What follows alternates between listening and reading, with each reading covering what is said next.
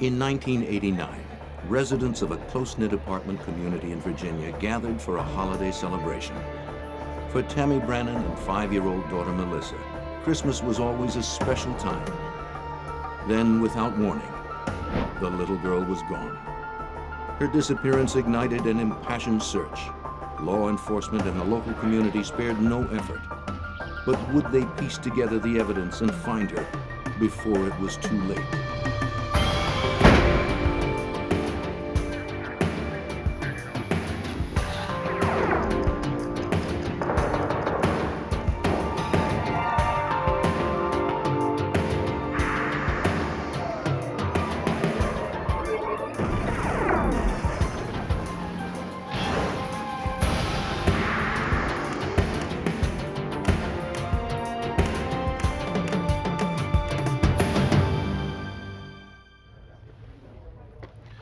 In 1989, in front of close to 200 witnesses, a child disappeared.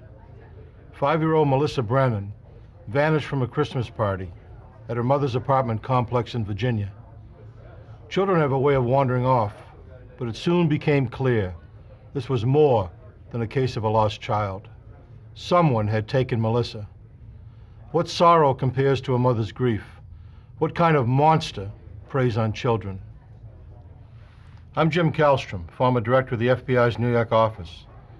The hunt for Melissa galvanized the community as a nation held its breath and waited for word. All victims deserve justice. All criminals must be punished. But when a crime involves a child, the stakes become so much greater.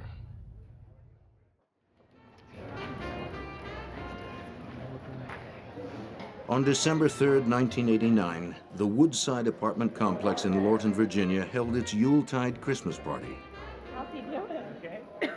The Woodside was a large but friendly complex, a community that revolved around family life and children's activities.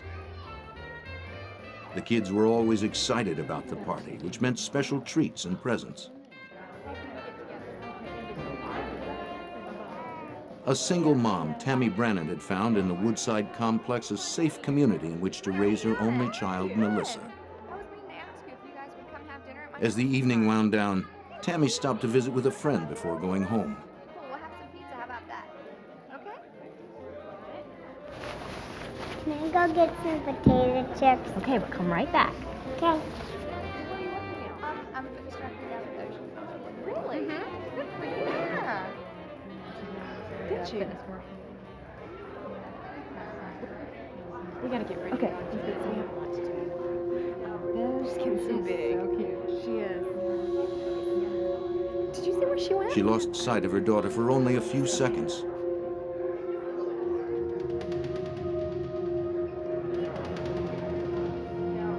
But that was long enough for a mother's worst nightmare to begin. Can you see my daughter?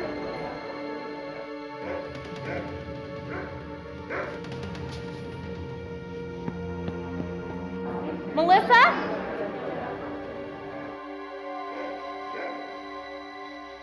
Melissa? Melissa? Melissa disappeared. The Fairfax County, Virginia Police Department was called immediately. Now, I'm going to do everything I can to find your little girl, but you have to tell me everything you can possibly. Detective Bill Wilden assured Tammy they would do all they could to find her little girl. The detectives began questioning the people at the party.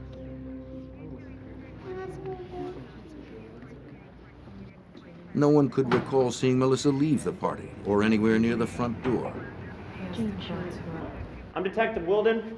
This is Rappaport with the Richard Rappaport, the Fairfax Department's search commander, joined Detective Wilden to organize the search party. If you come across anything suspicious, an article He would head up proposing the a piece of- investigation. Does everyone understand? One of the possibilities, It's cold of out course, there. was that she had just hidden somewhere in the building, was playing with some friends, or had wandered off. So immediately the patrol officers on the scene did a very good job of searching the building, and they began a search of the immediate area surrounding the building. The night of December 3rd was a bitterly cold night in the Washington area. Someone outside that was 5 years old without a lot of protection probably would not have survived through the night.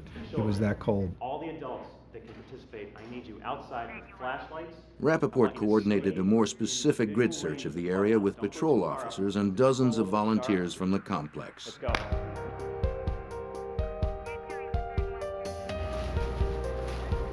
The search effort began. Nearly 100 neighbors, police, and Army personnel from nearby Fort Belvoir combed the woods around the complex. Most were parents themselves, united by a single concern: to find Melissa. Like the detectives, they expected to find a shivering and frightened little girl lost in the dark woods and crying for her mother. Officers began to question the 200 people who had attended the party and interview over 400 other Woodside residents.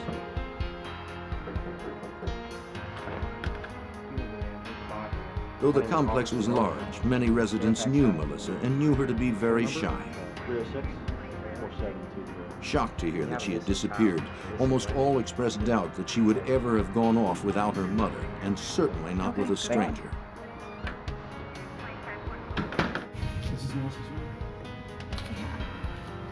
Detective Wilden went with Tammy to her apartment to interview her. He questioned her extensively about her past and possible troubles with her neighbors or employer. An accountant, she had never had any problems with anyone. Tammy had lived at Woodside for over 3 years since her divorce from her husband in Texas. She had experienced the normal readjustments of a newly single mom, but she and her ex-husband were on good terms. When detectives discovered an open window in the furnace room, Jim Gobin, the crime scene investigator for the Fairfax County Police Department, was asked to examine it. Right through here? The way the door was set up, everybody had to either go through the crowd to get out the front of the building. That was only the main door and the only door available to get out, with the exception of the hallway down to the bathrooms and the furnace room. They had large windows, and in the furnace room itself had a window, what was discovered open. And from there, the assumption was made that possibly that's how she was taken from the building. Melissa's disappearance was suddenly far more complicated. The search for a missing child had become a possible abduction case. Did you see her leave the party at any time? The police continued their questioning with even greater urgency and began to hear repeated mention of the strange, even bizarre behavior of the maintenance man for the complex. That was the last I saw. What was his him. height? Several of the women reported how offended they were by extremely vulgar sexual propositions made to them by Caleb Hughes. There was a possibility that if she had been abducted for sexual purposes, that she might be molested, but we were very, very hopeful that we could at least find her alive before her life was in jeopardy. Now that they were dealing with a possible abduction case, detectives returned to Tammy's apartment and collected nightgowns, hairbrushes, and bedclothes, any items bearing traces of Melissa. Can you describe? As detectives continued questioning the people at the party, they learned more disturbing details about Hughes' behavior that night. He had spent what seemed to many to be an unusual amount of time playing games with the children. He made the parents uneasy by touching the kids. There was something unsettling, something indecent about him. At the party, he was not dressed as well as the rest of the people. He wore his work clothes. He mingled with some of the people he knew at the party, and he spent some time talking with Melissa's mother, making comments about Melissa, and offered to take Melissa and a couple of the other children to the restroom if they needed to go. He just had some very suspicious behavior from a man of his age around the children. With growing suspicion, the detectives tried repeatedly to reach Hughes by phone, and then went to his house, but were told by his wife that she had no idea where he might be. Were any of you playing with her tonight? He had left the party sometime before our arrival there. He lived only 4 miles away, but it took us several hours for us to contact him because he had not yet returned home. Finally, 2.5 hours after Melissa's disappearance, Caleb Hughes called the police, who then returned to his house. Upon questioning, he claimed he had simply taken the long way home. The officers immediately noticed he was wearing different clothing from that reported by witnesses at the party. I washed clothes tonight when I got home. They're in the wash machine over there. In the washing machine, they found the clothes Hughes had been wearing, as well as his sneakers and a leather belt with a knife sheath. The knife was missing. You washed your shoes at 2 a.m. in the morning? Here. He'd been gone for several hours, and to come home in the middle of the night when your family was asleep and to feel the immediate need to wash everything you had been wearing, including your shoes, we found that rather suspicious behavior, and that just further added to our interest in his whereabouts. As Hughes appeared reluctant to speak in front of his wife, the officers decided to take him to headquarters for further questioning. Suspecting that Hughes might be covering for time spent with a girlfriend, the officers wanted to allow him the opportunity to tell the real story. Do you know Melissa Brannon? No, I do not. To the detective's surprise, there was no real story. Hughes had no alibi. He claimed he had no idea who Melissa was, that he had driven the long way home Why were you alone washing your after shoes? picking up a six-pack, and then had simply washed his clothes. You normally wash your shoes with your clothes? Sometimes, yeah. What were they dirty with? He said as an excuse that they were his only work clothes and he had to be to work the next day and they were dirty, so he needed to clean them for work. Look, am I being charged with anything? Despite hours of intense questioning, Hughes remained smug and evasive. I'm free to go. Finally, Yeah, you're free to Detective go. Wilden told him he was free to go, But I know you're though he guilty. was almost certain Hughes was lying. Well, you're gonna have to prove it then, aren't you? As far as the Fairfax County Police Department was concerned, Caleb Hughes was the prime suspect. Believing Caleb Hughes was involved in Melissa's disappearance, Detective Bill Wilden contacted Fairfax County Commonwealth Attorney Robert Horan. It was a suspected homicide, certainly by then. He made some statements that were out of character One time. for somebody who really Melissa is Brannon? a suspect in a crime of this nature.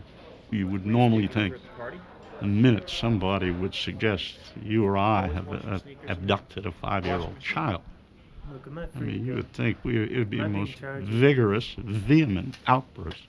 Of course I didn't. Well, they got nothing like that.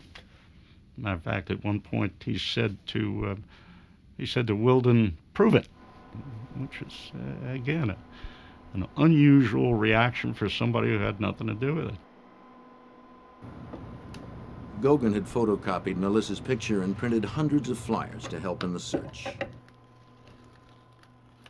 And as the sun came up, the search expanded into further down south on the highway.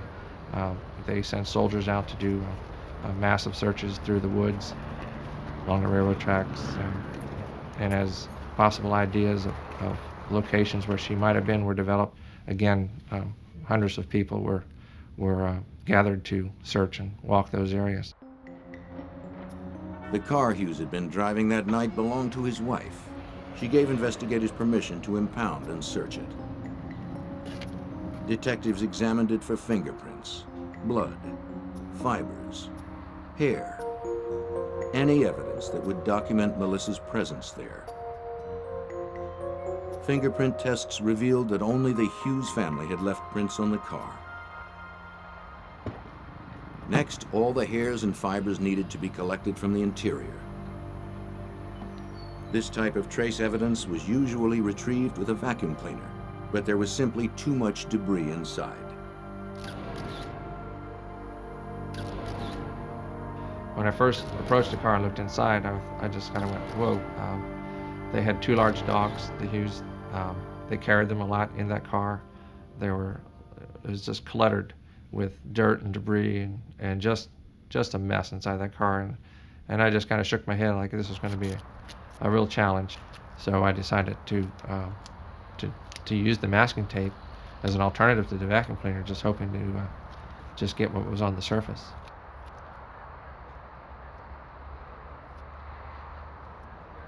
That was an unusual technique, certainly. In my years, that was the first time I ever had run into it in the Fairfax Police Department. And it's a very common technique now. Gauguin then placed the tape between layers of clear plastic so that it could be examined intact under a microscope. As the car processing continued, Melissa's disappearance quickly became the lead news story in the Washington, D.C. metropolitan area. Melissa Brannon is 3 feet tall, 48 pounds, with blue eyes and dark blonde, shoulder-length hair. She was last seen wearing a pink ski jacket, red plaid skirt, and black shoes with gold buckles. The night of the party, Melissa had been wearing a navy blue acrylic sweater with a Sesame Street Big Bird picture, red tights, a red cotton plaid skirt, and a pink parka. When I found the red and blue fibers that were visible on the tape, I did kind of get excited about that. But at the time, I was excited but worried because we needed to find her to identify the clothes, the possible clothes. Without Melissa, that was going to be real tough. When Gauguin conducted luminol testing on the interior of Hughes's car, he found traces of blood on the steering wheel, brake pedal, and floor mat. When a light is shined on the luminol-treated area, bloodstains will appear fluorescent. While the luminol process is quite accurate as a blood locator, it can also destroy the genetic characteristics of the sample. When I sprayed the steering wheel, I got the reaction on the steering wheel and as well as on the pedals of the vehicle. That's where it fell to. These items were swabbed and collected. Hughes's shoes had been washed, but the lab was able to identify possible blood stains on their soles where fresh cuts had been made. It became very suspicious when I received the clothes from the officers who searched the house and noticed that he had cut his tennis shoes. Kind of putting two and two together, that why was he cutting his tennis shoes and why did I get a reaction to blood on the gas pedals? Surely Caleb Hughes had tried to cover his tracks to avoid a link to an unimaginable crime. What is your name? Caleb Hughes. How old are you? With the luminol findings showing blood in his car, the detectives were increasingly confident they could get a confession from Hughes. He was brought in for a polygraph test. He had no explanations for the fresh cuts on his shoes. No. Once again, he gave no explanation for the 2-hour, 30-minute delay in getting home. But as it turned out, there never was an explanation. He said, I just took the long way home. It was the best they got. Did you harm Melissa Brannon? No. Did you kill Melissa Brannon? No.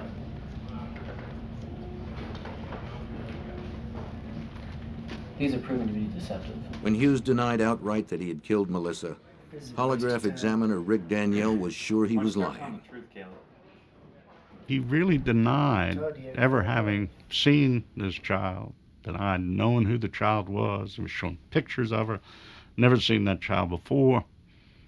And of course the police knew that was not true because he had been at the same table with the child, had talked to the child. You got the wrong guy. I'm asking you about what you did. You got the wrong guy. Danielle was absolutely satisfied he was hiding something, that he was lying about something. So close to getting you. I'm out of So here. close. He was attempting to deceive him. But of course, none of that under Virginia law, as you may know, none of that's evidence. You're not allowed to use it at trial. Investigators were convinced Hughes had abducted and harmed the beautiful little girl.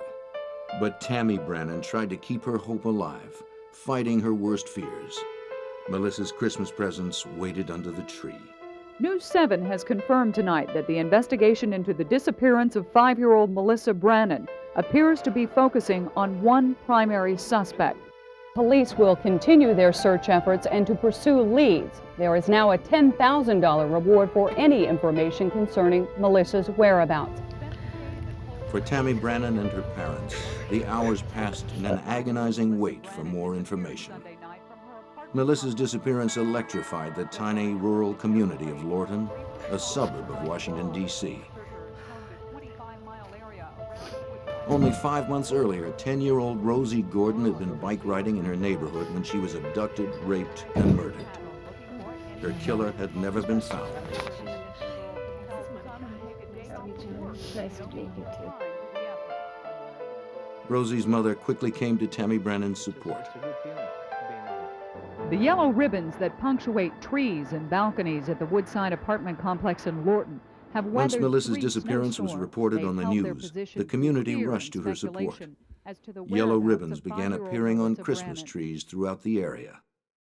By all indications, Tammy was a wonderful mother, very loving mother, very, very protective of her child. Melissa was her only child, and I just think all those facts together struck a chord that virtually anyone could identify with those circumstances, and people's hearts went out to the Brannan family. Hundreds of people volunteered to post flyers throughout the region and assist the local authorities in their search. A new expert was also brought into the search effort. The National Center for Missing and Exploited Children sent John Gold, one of their search and rescue consultants. We are legislated into being as the state clearinghouse for all the information regarding missing persons, and we also assist families and law enforcement kind of as a liaison between the two, working as many cases as we can. After debriefing, Gold and his partner went directly to the apartment complex clubhouse. Check his stride out here. Outside, they found adult male footprints leading from the furnace room window to a split rail fence whose top rail had recently been broken. We began to find transferences on the other side of the fence into a small parking lot there beside the clubhouse, in the parking lot, I think, with an abandoned restaurant or some type of building there. And that's where the track stopped. Straight through here, over this fence. Right from the beginning, we found the adult footprints, but we never found a child's footprints. So we felt comfortable that if that was the abductor we were looking for, and we felt pretty comfortable that it was, that Melissa was probably being carried, even from outside the window, was being carried by the abductor to the point where she and the abductor got in the vehicle. But where would Hughes have taken her? I don't know. Detectives received a lucky break when they interviewed Hughes's wife. She had been somewhat suspicious that he might go somewhere else after work. She didn't want him to go anywhere except to work and directly back home. And so unbeknownst to him, she had made a note of what the mileage was. And the following day told us that she had checked the mileage again and that 12 miles had been put on the car. We now had another piece of possible information about the extent to which he could have gone that night. We first marked the location of the crime. This was the apartment complex in southern Fairfax County. We next located Caleb Hughes' residence, which was in northern Prince William County, roughly in this area. We then took a string that was the equivalent of 12 linear miles and tied the two ends of the string together and placed them over the pins. So we simply took a pencil and defined that area so that any point at the end of that string represented the outer limits of the search that was conducted on December the 8th. Within 3 days of Melissa Brannan's disappearance, investigators had organized a 25-square-mile joint search with the Army, Police Department, Civil Air Patrol, and Coast Guard. Over 500 volunteers turned out for the effort. We have a 12-mile radius that we need to cover. Black patent leather shoes, with gold bows, and a pink hooded jacket. We had dozens of search teams that were comprised of trained law enforcement people, civilian volunteers, and military personnel. They were doing step-by-step searches of defined areas. Each area had been broken down and was assigned to a team. We're going to be looking for the clothing a lot. That's going to be one of the main things. They had specific instructions on how to search. If they found anything which they thought might be evidence, they were to mark it, not to disturb it, and we had teams of crime scene people who would then respond to that particular location and process the evidence. At this point, we've not found anything today that puts us any closer than we were this morning. The volunteers were frustrated and extremely disappointed.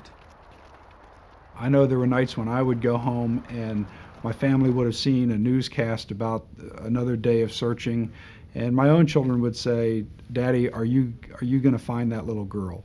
When are you going to find that little girl?" And I think that was a conversation that was occurring in the homes of dozens of investigators and police officers involved in this case. While the search continued, Goguen approached the nearby FBI lab with the evidence he had processed from the car. Because Melissa was still missing, the FBI's state-of-the-art technology would be critical in establishing the connection between the hair, fibers, and bloodstains collected and Melissa Brannon.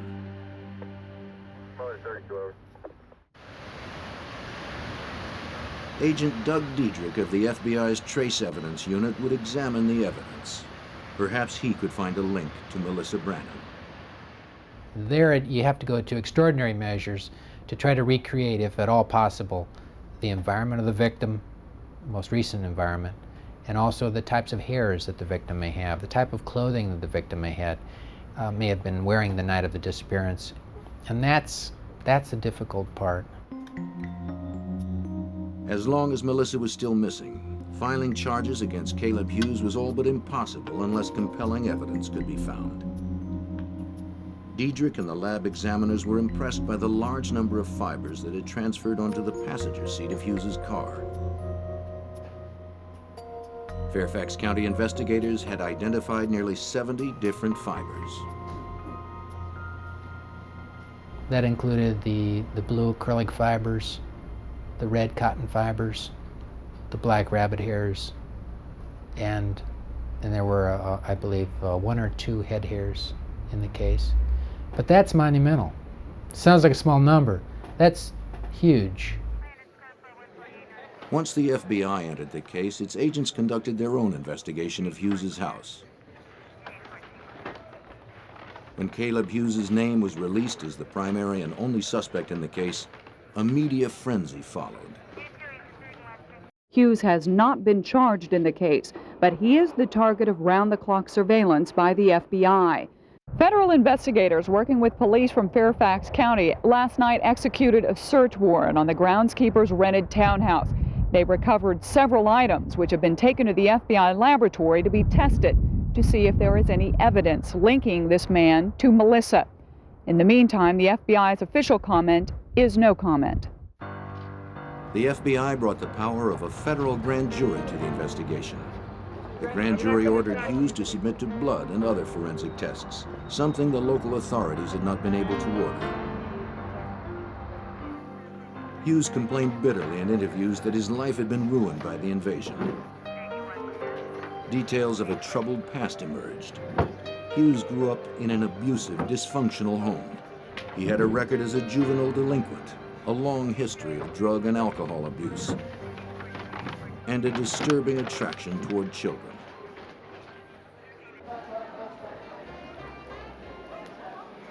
As an adult, he had been convicted of larceny. He had been convicted of car theft. He had been convicted of contributing to delinquency of a minor. The evidence indicated that he did spend a lot of time with young children, nobody the age of Melissa Brannon, but certainly a lot of children in their early teens.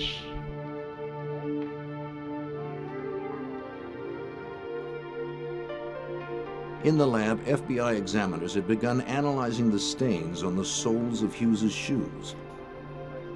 Though luminol testing had damaged the samples taken from Hughes's car, they became increasingly convinced that these minute traces contained blood serum proteins that could determine the crucial connection to Melissa. This blood's been... The samples were submitted for DNA and serology tests. Make that for a slide, for sure.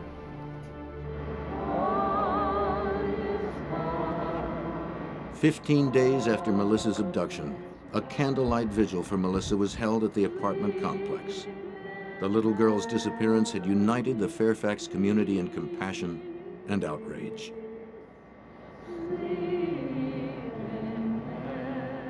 And during that whole Christmas season of 1989, that every night on the 6 o'clock news, you saw the video shot that her grandfather had taken of Melissa Brannon. And I'm sure I was like many, many people in the metropolitan area of Washington who felt that they knew her from seeing this lovely child every night on television.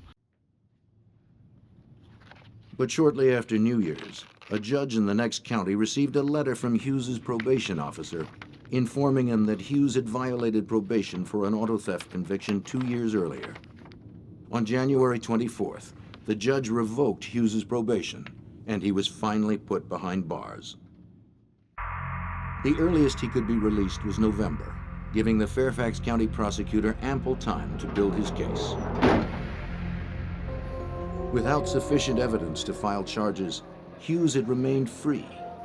But now, with Hughes safely put away, the FBI had the time needed for the extensive testing required by the trace evidence.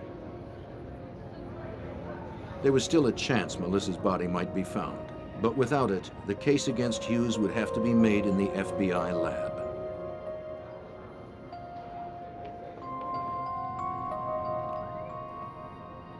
Already, FBI examiner Doug Diedrich had found his first big break in the case. I remembered some black animal hairs in the debris from the front seats of the car. And in looking through the little girl's nightshirt, I noticed these similar black hairs sticking out of the nightshirt. So it just rang a bell.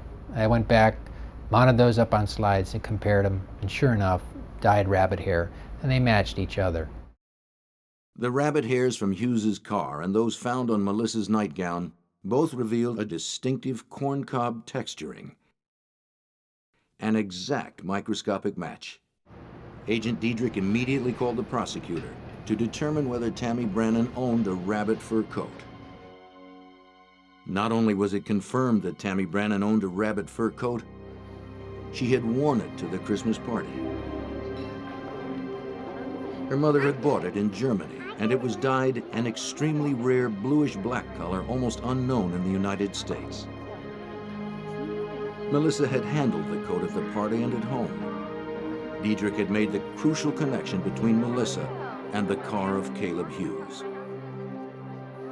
So you not only, you tied those rabbit hairs, you tied that match not only to the fur coat of her mother, you tied it to the front seat of the car, but you also tied it to the child's environment itself, the rabbit hairs on the shirt of the child. To me, that was a significant point in the case, because then it starts pushing me in the direction of we might have something. And from there, it was a matter of digging some more, to see if I couldn't find some additional fibers that may be of value. So I started digging a little bit more, starting looking a little closer, asking questions of myself, asking questions of the evidence, because it's speaking. Strange, but it's speaking to me. As week after week passed, Melissa's name eventually disappeared from the news. Life in Fairfax County had returned to normal, but Tammy Brannon was still no closer to finding her child.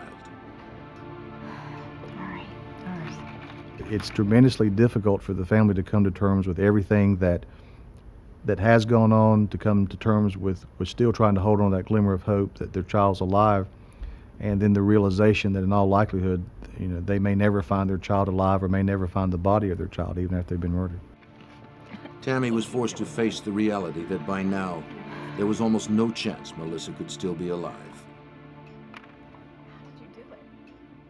We wanted to close this case and not just close the case in the sense of identifying and prosecuting a suspect, but we wanted to bring real closure to the case in answering the question, what happened to Melissa Brannon that night? Why did it happen? Such questions plagued Tammy Brannon. Depressed and unable to work, she remained secluded in her apartment, waiting. Agent Diedrich had examined the blue acrylic and red cotton fibers in the passenger seat evidence collected by Jim Gogan. At first glance, they appeared to match descriptions he had been given of the red tights and big bird sweater Melissa wore that night. But without a duplicate outfit to make an exact fiber comparison, he was at a dead end. And so I went home, spoke to my wife. Of course, she straightened me out right away that if it had a big bird on it, it wasn't Winnie the Pooh, and it had to be sold at JCPenney's, having young kids of my own about the same age. Diedrich asked his wife if she kept any old JCPenney catalogs in the house from the last few years. She said she knew she had a Christmas catalog. Teased me about being a pack rat. I think it Diedrich was paid off. astonished to find a picture of an outfit that exactly matched the description of that worn by Melissa. JCPenney's catalog. I collected it 2 years ago at Christmas. Oh, great. The FBI contacted JCPenney, and the store began a search of its records. For more than 2 months, Tammy Brannan had anxiously waited by the phone for some kind of information or word about her daughter. Where is she? Then, completely unexpectedly, she received a phone call. A man's voice told her he was holding Melissa for ransom and that she must deliver $75,000 the next day, or her little girl would be seriously hurt.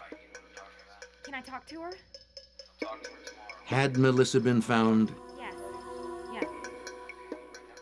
The national statistics will tell you that a child who's abducted by a stranger is usually dead within 3 hours of the abduction. So the likelihood of Melissa being alive months after the abduction is extremely slim.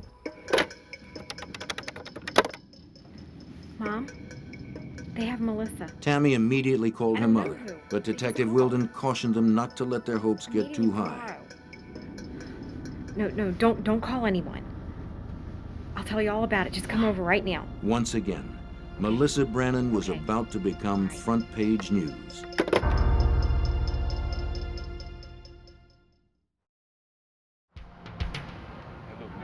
Detective Wilden had instructed Tammy Brannan to cooperate with the ransom demands in the hopes her daughter would be recovered alive. As extortion falls under federal guidelines, the FBI coordinated the ransom drop. The FBI SWAT team was ready when 2 young men showed up in the parking lot to pick up the money. I see him getting ready to open up the door. Got the bag. Go. Here we go. FBI, freeze!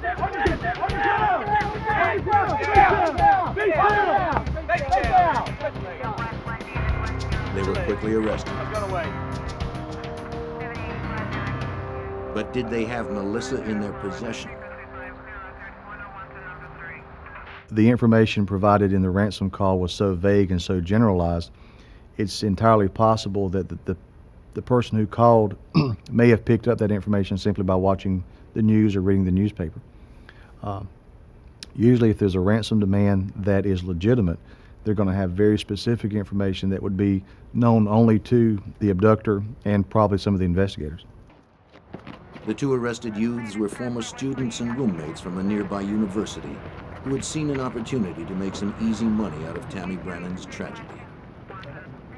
They were convicted of 5 counts, including conspiracy and extortion, in the United States District Court in Alexandria, Virginia. Turned out to be just a terrible hoax. I mean, just terrible. The notion that you would do that deliberately to a mother who was going through what she was going through.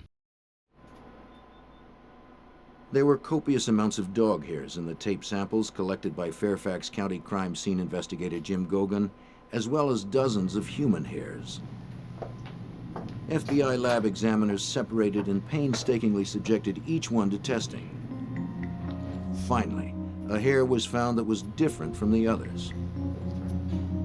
The hair was a very light blonde, the only one of its type found in the vehicle. But it was an exact match with the hairs found in Melissa's hairbrush. Matching the human hair with Melissa was the second big match for Diedrich. But the critical link of Melissa's clothes to the fibers from Hughes's car was incomplete without a duplicate Big Bird outfit to analyze. Because it had been a special Christmas outfit, produced only once, it could not be found in stock. JCPenney gave the FBI a list of people who had purchased the outfit from its catalog division. They then sent FBI agents out across the country to locate those people and determined if they still had the Big Bird outfit that they had bought from the JCPenney catalog, and ultimately they were able to locate a sample outfit from a family that still had the outfit. Obtaining the outfit could mean the difference between conviction and acquittal in the case. The FBI asked the family traced through the JCPenney records to send it to their crime lab. Well, I remember that day pretty clearly. I knew the outfit was coming in. The fiber color, according to the color in the catalog, was navy blue, but the fibers that I was finding were sort of purplish blue. So I was a little anxious that maybe this wasn't the same outfit, that maybe we were going in the wrong direction. So when that package came, I was, again, uncomfortable with even opening it, because I thought I was on the right track, but I didn't want to be wrong. I opened up the box, and sure enough, it had a purplish coloration to it. So it kind of gave me a nice, warm, fuzzy feeling there that I might have the right color anyway. Fibers were pulled from the red cotton skirt and the blue acrylic sweater. A thorough analysis of the fibers from the outfit indicated an identical match with the fibers from Hughes's car.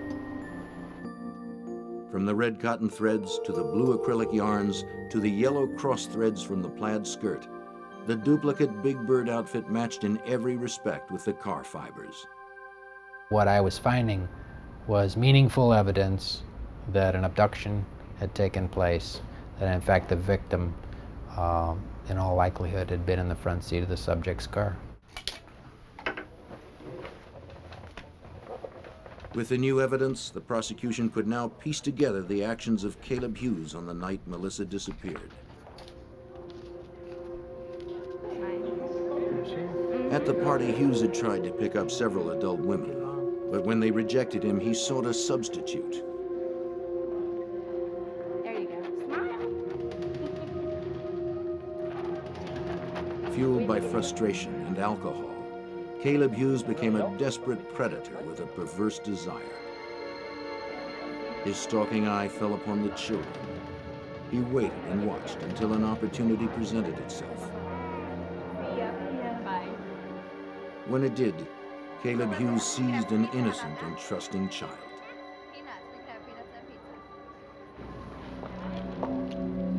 Hey, Melissa. Hey. Remember me? Come here. By abducting Melissa Brannon, Hughes had crossed the boundary into the unspeakable. We got to like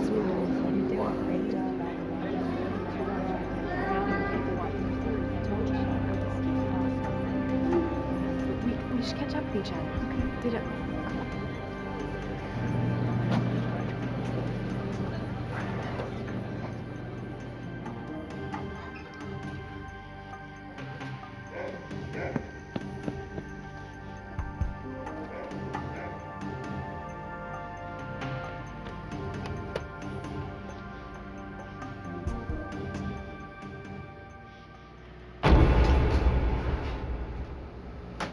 The analysis of the duplicate Big Bird outfit produced compelling evidence. It would be a powerful tool in the case against a man who investigators felt was a ruthless child molester and murderer. But Agent Diedrich had to convince the jury how incredibly unlikely it would be that these fibers had come from any source other than Melissa's outfit. He began asking people at the FBI to give him any items they may have made of navy blue acrylic. He collected more than 100. And the objective was to see, do the fibers that I found in the front seat of Cal Hughes' car, do they match any of these? The answer was no. From the items, Diedrich collected 126 different acrylic fibers. He made 7,983 comparison tests with those fibers against the ones found in Hughes's car. Out of almost 8,000 tests, only one succeeded in making an exact microscopic match with the blue acrylic fibers found in Hughes's car. And that was the duplicate Big Bird outfit. Whenever you match two things, it has a lot of significance. These aren't random events. These, in most cases, occur. Is it possible? You can't deny the possibility that it could be a coincidence.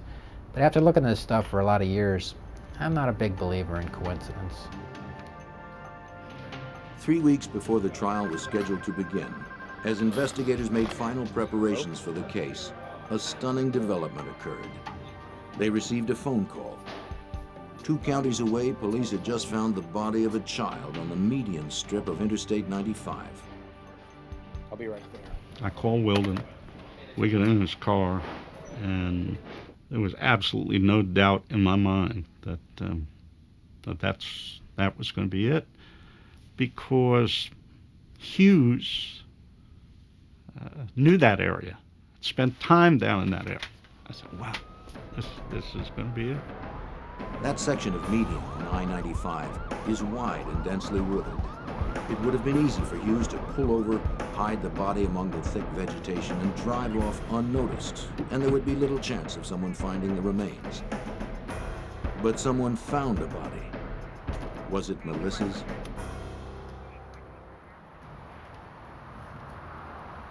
If it was Melissa Brannan's body in the highway median, Fairfax County Commonwealth Attorney Robert Horan felt he could put Hughes behind bars on murder one charges. His hopes were high, but they were soon dashed.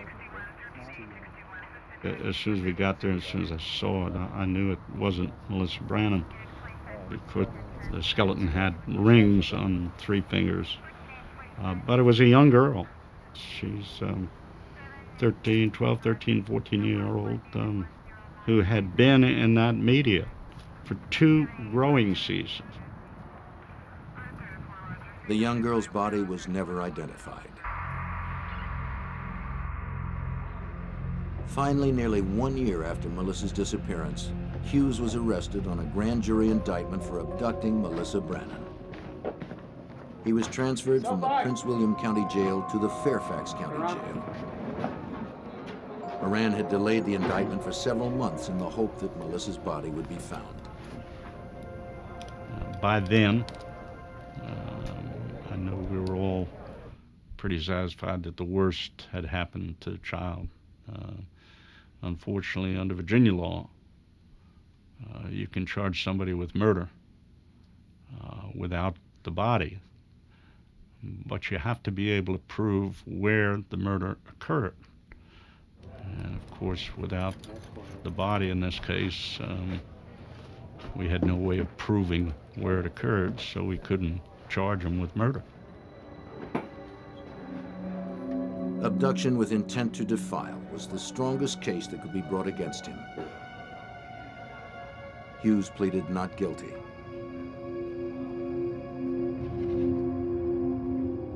Few people in Fairfax County believed that Melissa could still be alive, but everyone, most of all Tammy Brannan, needed to know what had happened and needed to see justice served. Because it's tremendously important that the family of that child had definitive answers, that they know what happened to their child, even if the news is not pleasant. They need to understand exactly with concrete information what happened to their child. They need to be able to have closure. They need to be able to give that child the burial that they deserve and go on with their lives.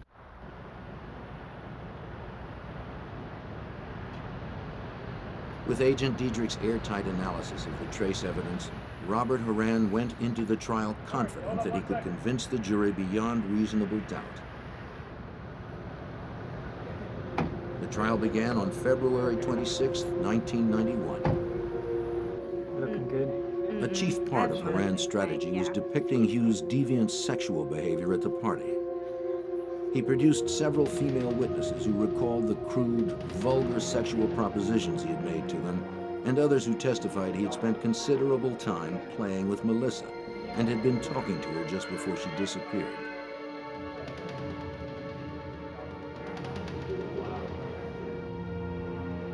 His behavior was even more extreme, trying to eliminate the evidence. Washing his clothes, his leather belt, his shoes. He could not account for the fresh cuts on the soles of his shoes. Nor could he account for his whereabouts for the 2.5 hours between leaving the party and arriving home. But the problem for the defense is somehow you had to explain that time. And there was never an explanation. I mean, it would have gutted our case. Our case is over if you can explain any of that time. Though tests for blood on the shoes had proved inconclusive, the prosecution was now able to show the jury the exact matches made between the rabbit hairs, the head hair, and the fibers found in Hughes's car. Nonetheless, the defense argued that all of the fiber and hair evidence was purely circumstantial. It may be circumstantial, but it is powerful circumstantial evidence because it doesn't change.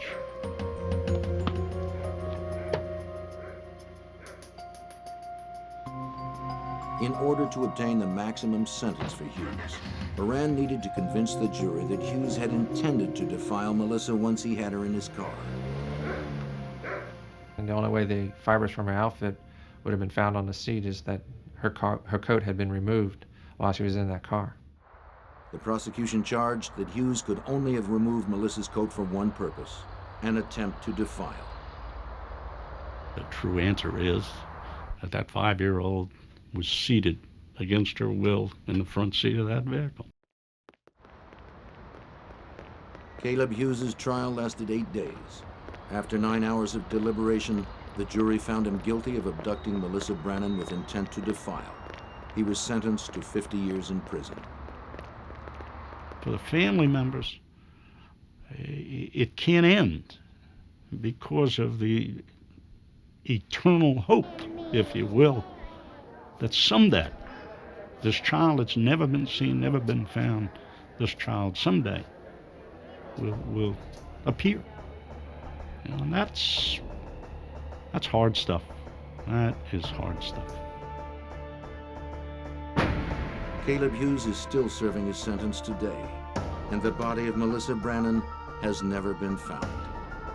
Eventually, Tammy Brannon moved from the Woodside apartment complex, but she never changed the telephone number that Melissa had memorized by heart, hoping that one day a call might come.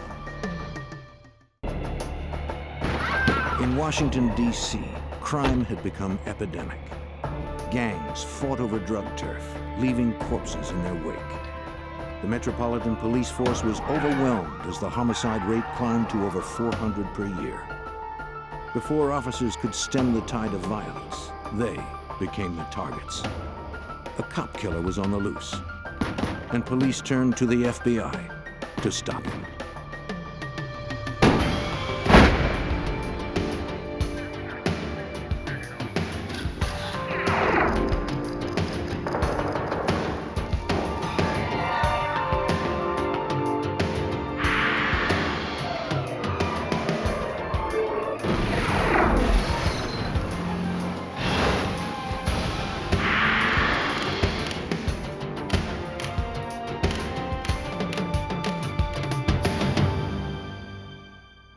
In 1995, our nation's capital was also our nation's murder capital. Even the police weren't safe. While Washington, D.C. law enforcement targeted criminals, the criminals targeted law enforcement, even gunning down officers on patrol. I'm Jim Kallstrom, former head of the FBI's New York office. As the death toll mounted, D.C. police called upon the FBI for help. The hunt was on to find a cop killer and to bring order to a town in trouble. But things would only get worse before they got better.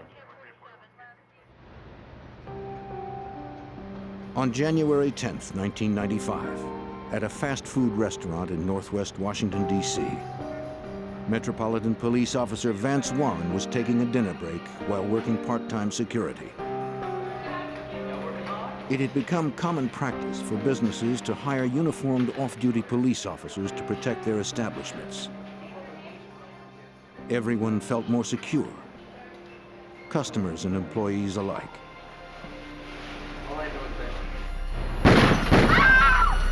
No one inside saw the dark figure retreat into the shadows. 2 bullets grazed the back of the officer's neck. He peered out into the darkness looking for the shooter, then radioed for assistance.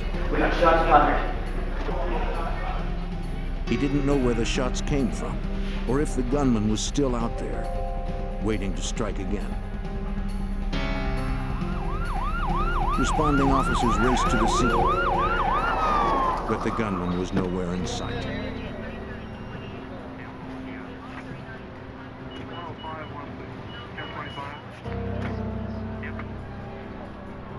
There was no attempt at a robbery.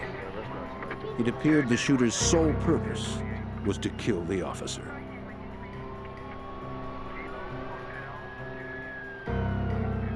From witness accounts, police believe the shooter acted alone. The forensic team recovered two .32 caliber slugs from inside the restaurant. No shell casings were found at the scene. Though Officer Vance Warren survived the shooting with only minor injuries, others weren't so lucky. Less than 2 months earlier, on November 22nd, a gang member walked into the District of Columbia's police headquarters with a gun and began firing.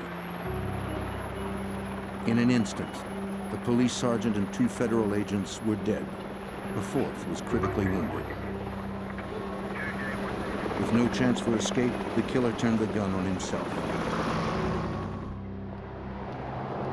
Police couldn't help but suspect the shootings were somehow connected, even though there was no evidence linking the attack on Officer Warren to the shooting at police headquarters. The attempted murder of the officer seemed like one more incident in an escalating war over drugs and turf. Metropolitan Police were overwhelmed with the level of violence and the crushing caseloads. With at least one murder occurring each day, homicide detectives couldn't keep up. For Detective Lauren Ledman and his colleagues, their city was under siege. We rode the wave of the crack epidemic that came in. It paid a heavy toll on our citizens in the murder rate. We had a serious amount of cases. We had a lot of violence. We escalated to the position of being, per capita, one of the worst in the nation. It was about to get even worse. On January 17th, a few blocks from the White House, Metropolitan Police Officer Eric Hayes was in his patrol car. A taxi cab double parked on the opposite side of the street. While the officer filled out paperwork, a man approached his cruiser.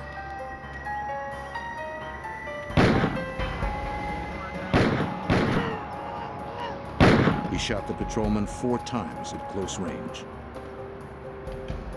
Wounded in his chest, legs, and abdomen, Officer Hayes struggled out of his vehicle. The cab driver witnessed the shooting. He reported it to his dispatcher. Look, there's some suspect running down the alleyway. As the shooter bolted, the cab driver circled around the block. Making his getaway, the gunman stripped off his mask and jacket in an attempt to change his appearance. When the cabbie turned the corner onto the next block, he saw the shooter emerge and alerted his dispatcher that the shooter hailed him. Not realizing the cabbie had witnessed the shooting and followed him, the assailant got in.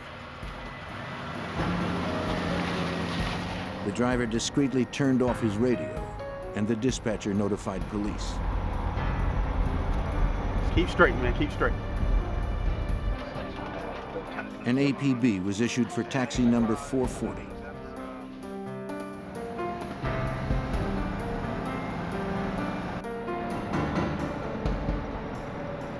The driver tried to remain calm, hoping police would find his car.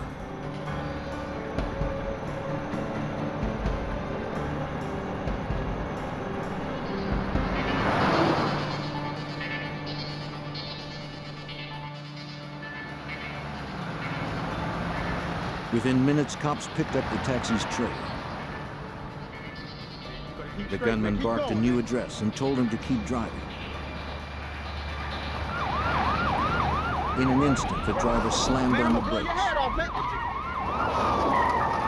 The assailant discarded his gun and ran.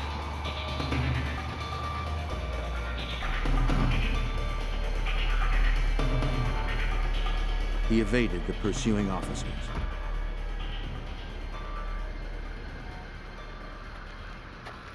Police retrieved the weapon, which held 6 used shell casings, and called for backup to search the area.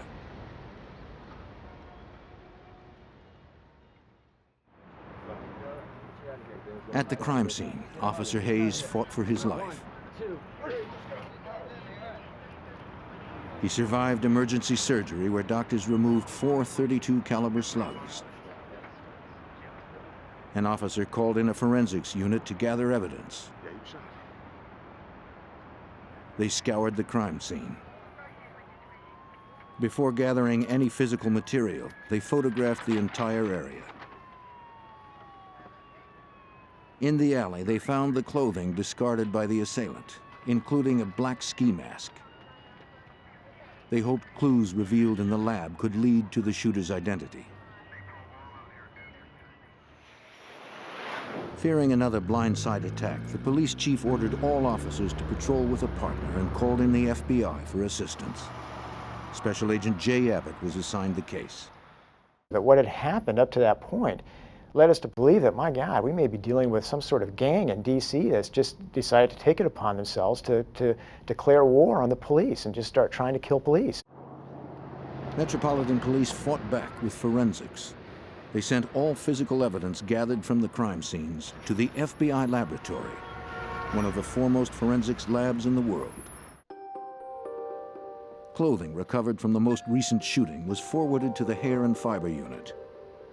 This unit works 2,500 cases a year from around the country. The DC cop shooting case was given top priority.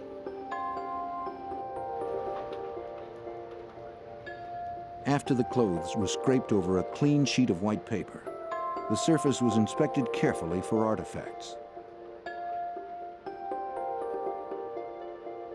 An examiner discovered a single head hair from the ski mask. When a suspect emerged, a sample of his hair would be compared to the one found. A match would be vital in a successful prosecution.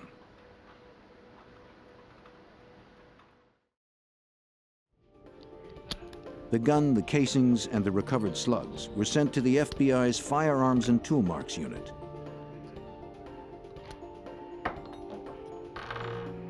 Agents needed to determine if the .32 caliber revolver left by the assailant was the weapon used to shoot the officers.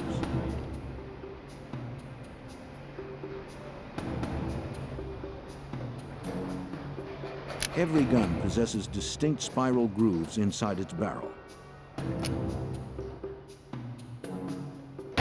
When a bullet is fired, those grooves leave an imprint on the projectile.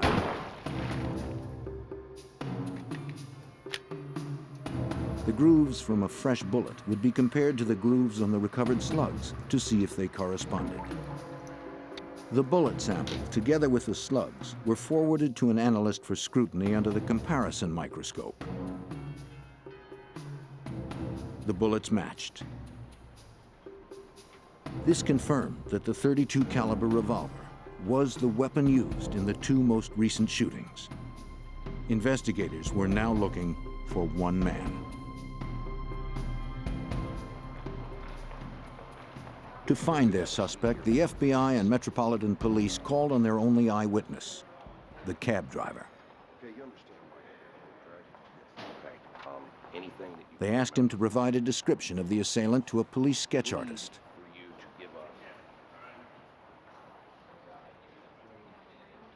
The cabbie described an African-American man with a medium complexion and square jaw. The most distinguishing feature he remembered was that the gunman wore braces on his teeth.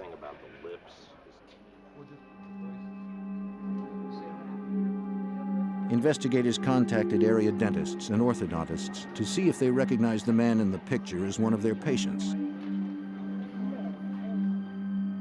The composite was also distributed through television, newspapers, and local business. A reward prompted hundreds of phone calls. Special Agent Jerry Bammel helped work the leads. Based on leads which we generated, telephone calls which we received, possible identifications from the dentists and orthodontists, we identified approximately 100 individuals who could have been suspects in this shooting of the police officers. Investigators worked around the clock to narrow the field of suspects.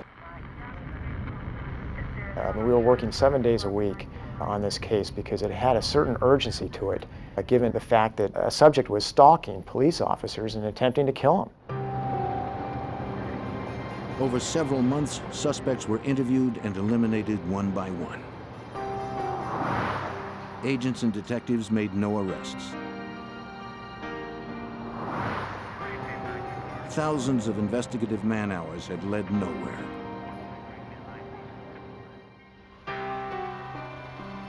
Then, on April 26th, Officer John Novobilski of the Prince George's County, Maryland Police was hired to guard a liquor store in nearby Landover, a suburb of the District of Columbia. A masked gunman approached and fired at close range. He unloaded 16 rounds. The policeman never had a chance. Then he took the downed officer's 9mm pistol. From a nearby corner, a witness heard the shooting and called for help. But it would come too late. Officer Novobilski died instantly. Maryland police secured the area and interviewed the witness. There was no apparent motive, no warning, and the victim was a cop. The pattern seemed to match the two shootings in Washington. There was tremendous similarities between the killing of Sergeant John Novobilski and the wounding of our two police officers here in Washington, D.C., in that an individual walked up to a seated police officer and without provocation opened fire and shot the officer. 5 months had passed since the first officer was shot.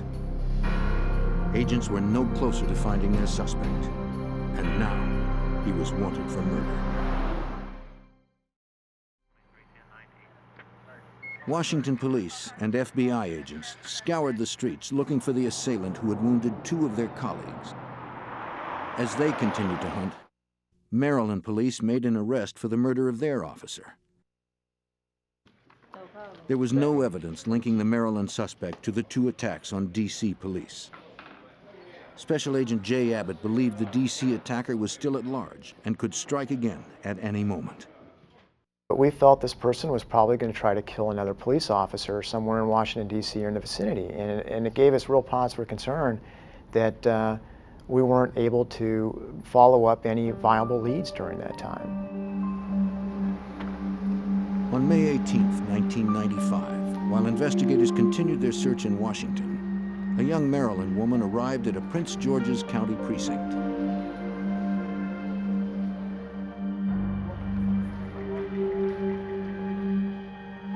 Bruised and battered, Nadine McCrae explained to the police officer that she had been beaten by her boyfriend.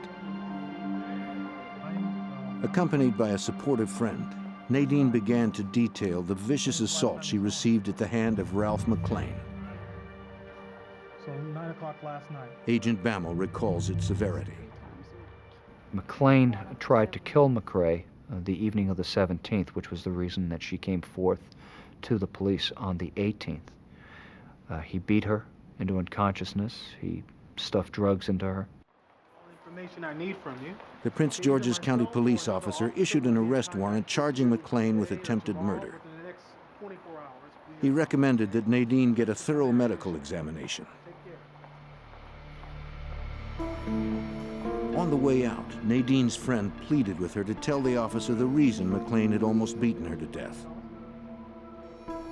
Nadine hesitated. It's okay. She was afraid of what else McClain might do if she said anything more. Reluctantly, she told the police officer what she knew.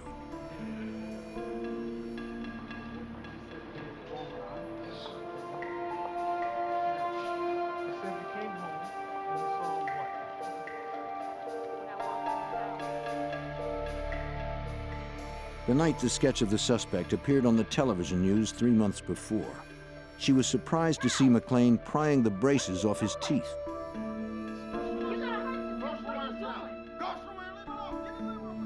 When she questioned him, McClain screamed at her to mind her own business. According to Nadine, her boyfriend, Ralph McClain, was not only responsible for the shootings in Washington, he was also a cop killer. Her boyfriend had advised her that they had the wrong person for the shooting that occurred in Landover, Maryland with Officer Novobilski. She provided the break that agents were looking for. Okay, Nadine, I'm going to call another detective who's handling this. Nadine McCrae, so reluctant to speak at first, knew that now there was no going back. I think she realized how dangerous the person was and was very willing to cooperate with us. Because I think at that point she also realized that her own life was in danger now, having revealed her knowledge of the subject. Agents entered Ralph McClain's name into the NCIC, the National Crime Information Center, to find out if their suspect had any prior convictions. For Agent Bammel, the database revealed that McClain was no stranger to crime. He had a long history of criminal activity here in Washington, D.C., totaling over 20 arrests.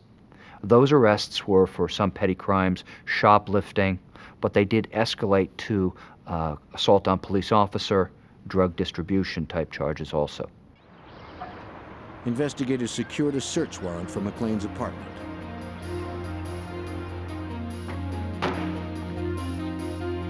It was a very tense time just to go into that residence with the possibility that he could be there and with all the tension of realizing what they might find. McClain wasn't home.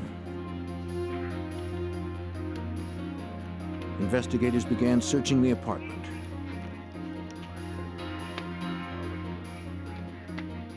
Survivalist magazines, weapons manuals, and how-to guides for terrorist operations were strewn everywhere. The materials detailed how to conduct surveillance, conceal movements, and catch victims by surprise.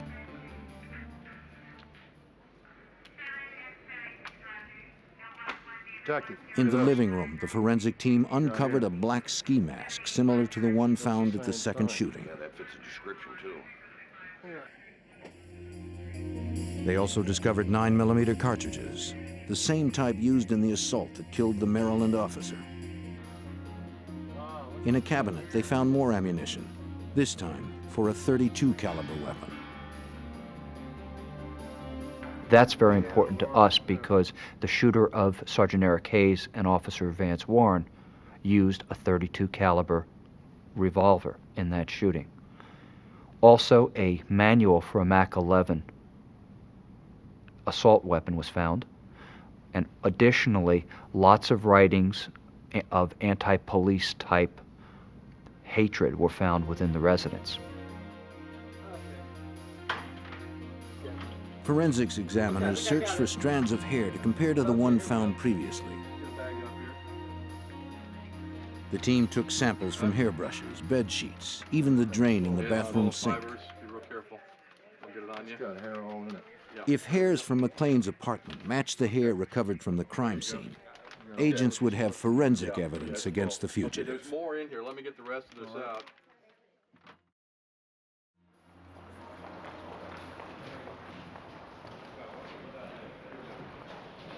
Armed with a photograph of a suspect, detectives called on the cab driver.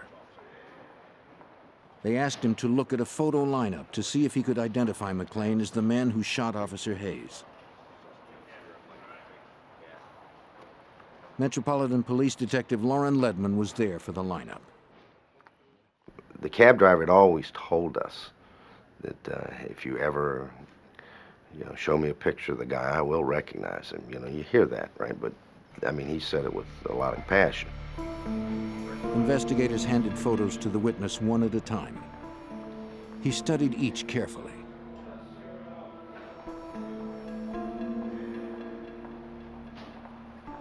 When he was handed the fourth photo, the whole terrifying incident came flooding back. He was staring into the face of Ralph McClain. He was talking to the picture as if Ralph McClain was there. He was talking to him through the picture. It was the best identification I've ever seen. I mean, he's screaming at this picture. Investigators now had two witnesses who pointed to Ralph McClain as the cop killer. Science would be the third witness.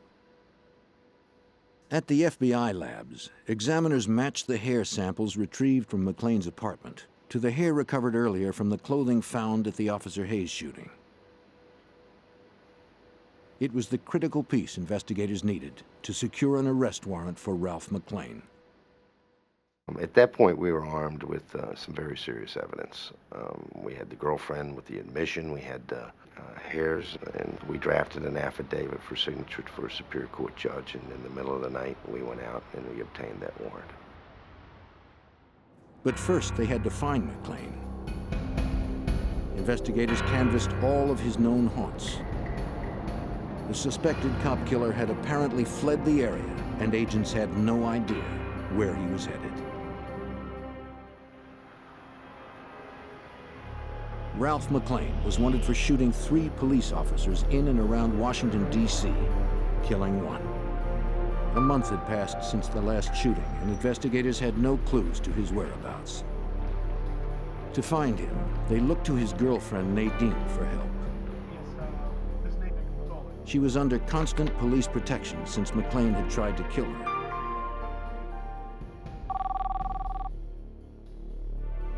Nadine spoke with McLean through his cell phone. He was not aware that investigators were listening. Through their conversation, Special Agent Jay Abbott and his team were able to track McLean's movements. We were able to locate him at one point in the Fredericksburg, Virginia area, and we're very close to making an arrest at that time, but unfortunately he was able to evade our attempts. Their conversations continued over 2 more days.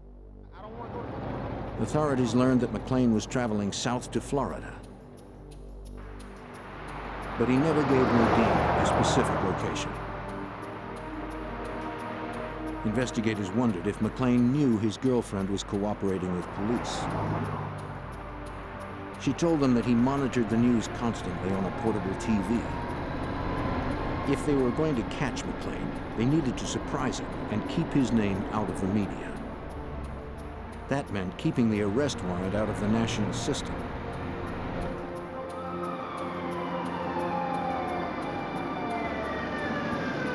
In South Carolina, that decision would work against them when a highway patrolman pulled him over for a moving violation.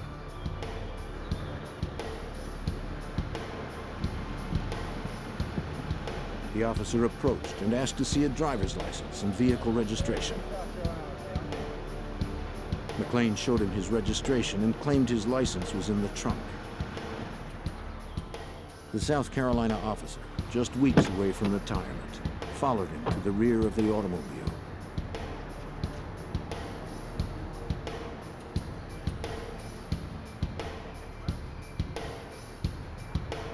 McLean rifled through his belongings and pulled out his license.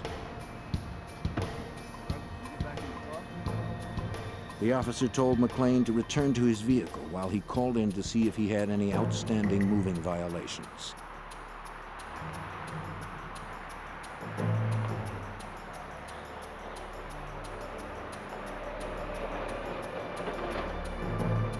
He also checked to see if the car had been reported stolen.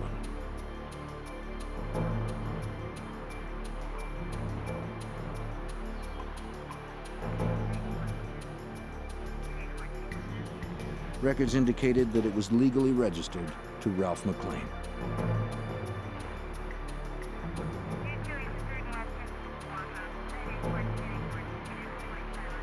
He issued McLean a ticket, then gave him directions to the town's magistrate's office to pay the fine. The officer survived the incident, but authorities had missed an opportunity to capture the cop killer. Back in Washington, Detective Lauren Ledman looked for a way to lure him back to the area. We were faced with somebody that was mentally unstable, that was out actively shooting police officers. We were kind of at his mercy because he was calling the shots, and the key was is we needed to get him nailed down in a location where we could surround him. Investigators once again depended on Nadine's help.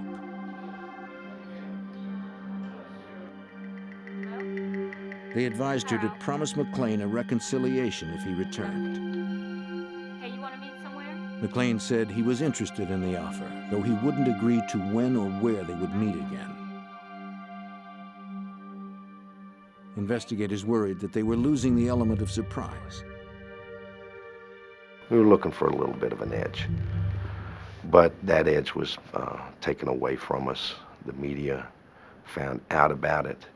They broadcast his name, his photograph, and so forth, which really bothered us because it brought us to another heightened level. They hoped McLean hadn't seen the broadcast. On Memorial Day weekend, McLean called Nadine. He was ready to meet with her. As instructed by the FBI, Nadine suggested meeting at a large shopping mall in Northern Virginia, a place where agents could maintain surveillance without being noticed. What I do is I'll call you when I get to the mall. I'll tell you. McLean agreed to the location.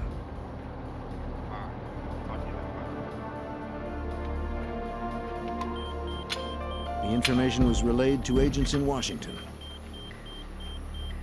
Special Agent Al Buckley, in charge of the arrest plan, was notified. He called the FBI SWAT team that had been on standby for several days. When I heard the information that Mr. McLean was heading back to the Virginia or Washington, D.C. area, I felt that Mr. McLean was coming up to do two things, either to kill Nadine and possibly kill an additional police officer. Agents and D.C. officers arrived at the mall in Tysons Corner, Virginia. Their first task was to set up a perimeter. They had to be certain that once McLean arrived, he would not slip through. Collectively, the team had decades of experience. This should have been a routine operation. I've been involved in several arrest situations where meetings are held before the arrests, and a lot of times there's a lot of joking around just to relieve the tension. I'd have to say that that night was a little bit different. It was quiet, and that's probably the first time in my FBI career that I could just cut the silence with a knife. The team finalized plans and waited for word that McLean arrived. At the Prince George's County Police Station, where Nadine kept in contact with McLean, the dispatcher relayed information to agents in the field.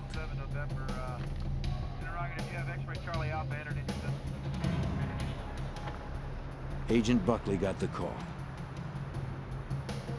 McLean had changed the rendezvous location. The fugitive wanted to meet Nadine in Maryland, nearly 25 miles away from where the SWAT team had assembled. The sudden change of plans was troubling. The call suggested that McLean might have known he was being set up. Wanted cop killer Ralph McLean was on his way to a Greenbelt, Maryland plaza to confront his girlfriend, Nadine. An FBI SWAT team was racing there to intercept him. Since McLean had changed the location from Tysons Corner, Virginia, investigators suspected the armed fugitive knew Nadine was cooperating with authorities. Special Agent Jay Abbott was gravely concerned.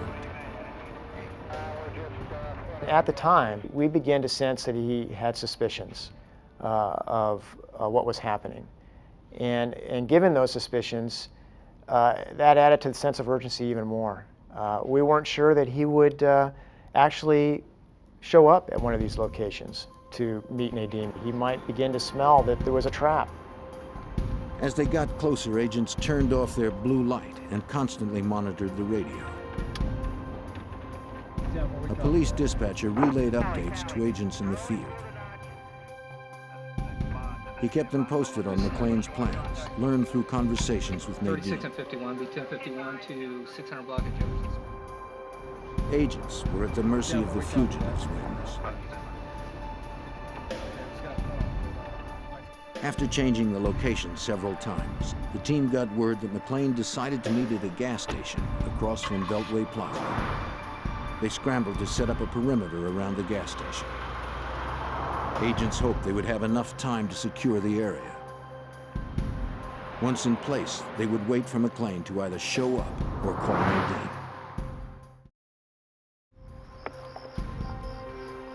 Detective Ledman took his position in a field across from the gas station. He believed McClane would show up to see Nadine despite suspicions of a trap. We didn't even know if he even really wanted to meet her. We just felt that he was just trying to get in shooting range of her to kill her. Why? Because she was the only ear witness to this shooting of this police officer. As the team continued to assemble, Nadine remained at police headquarters on the cell phone with McClane. Securing the closest position to the gas station, 20-year veteran agent Billy Christian arrived. The schoolyard across the street offered the best vantage point.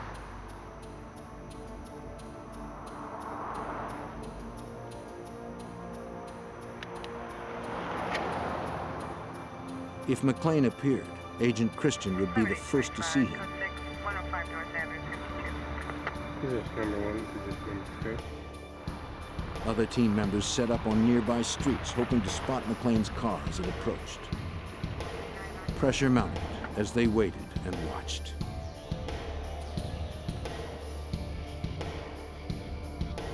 It was very tense. Al Buckley and I were sitting in a vehicle together just a couple hundred yards away, trying to direct the activity of a number of people. And it was very tense. I remember saying to him when we were in the car, I just hope that we can get him without anybody getting hurt. Finally, the team was notified that the suspect had called Nadine. He complained that he didn't see her at the gas station.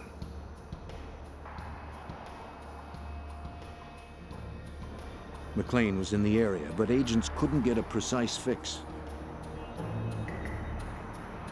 Investigators believed he was very close. This particular time, he was whispering, which led me to believe that somebody was close to him, which caused me to look around. You see, was I on top of him and didn't know it? Hidden behind a small hill, Detective Ledman checked the gas station again. But he still didn't see McClane. Scanning to his right, the detective could see Christian's car. From his position, Christian also surveyed the area, but he too saw no trace of the fugitive. At that point, a local officer out on his regular patrol approached Christian's car from behind. The patrolman, unaware of the arrest plan, thought the agent's car seemed suspicious.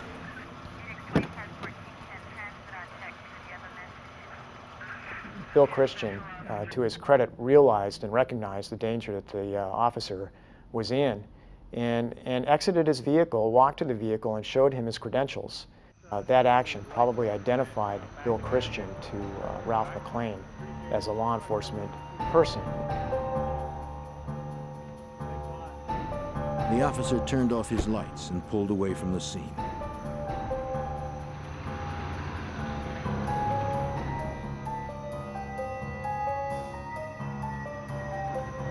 Christian resumed his surveillance.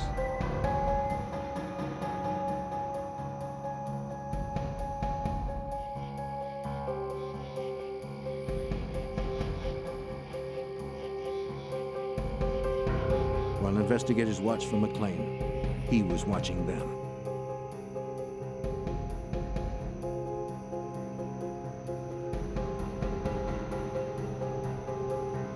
The element of surprise and the tactical advantage was McClane's.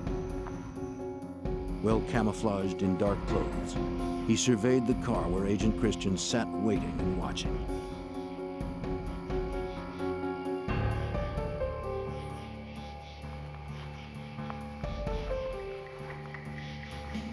He advanced slowly and deliberately on Christian's position.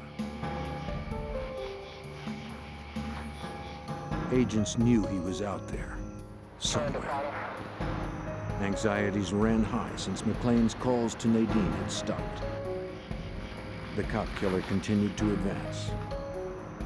With Christian's gaze fixed on the gas station, McClane stalked the agent.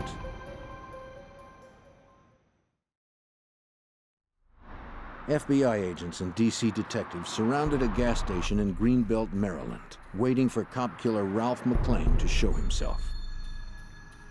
The arrest team knew he was close, but they didn't know where. McLean was advancing on Agent Billy Christian from the shadows.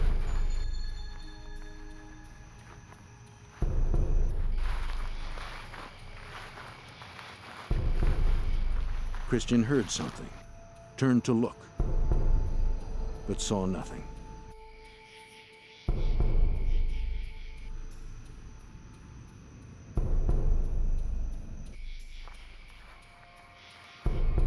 He heard it again, glanced around, but no one was there.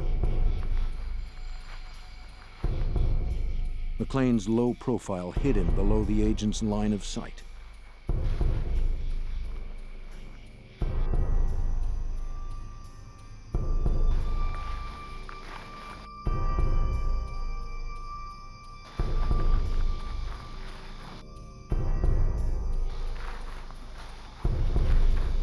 The killer continued to advance on his unsuspecting prey. Rising just beyond the agent's line of sight, McLean lifted his Mac-11 machine gun and aimed it at Christian.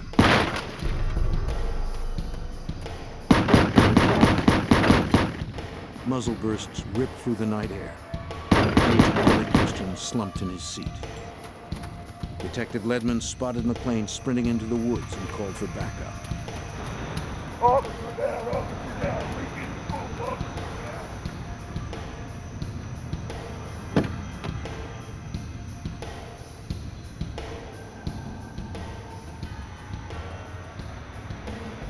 The detective pulled the bleeding agent from the car, laid him flat, and made a second call for assistance.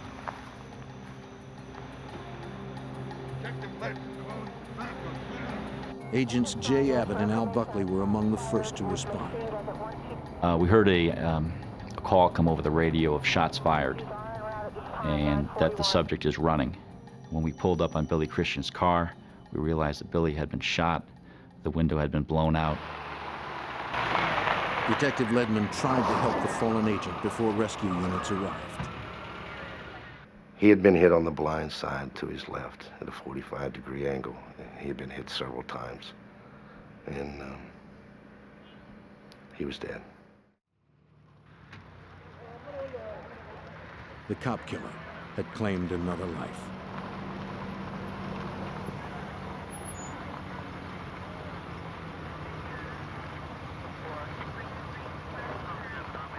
This person had just killed a colleague, not just a colleague, but a good friend, a mentor to some of us. He had been around for a long time, a 20-year agent. And to have this happen was enraging. Units from several jurisdictions responded instantly. A Prince George's County officer arrived with a police dog and started to hunt for McLean in the dark.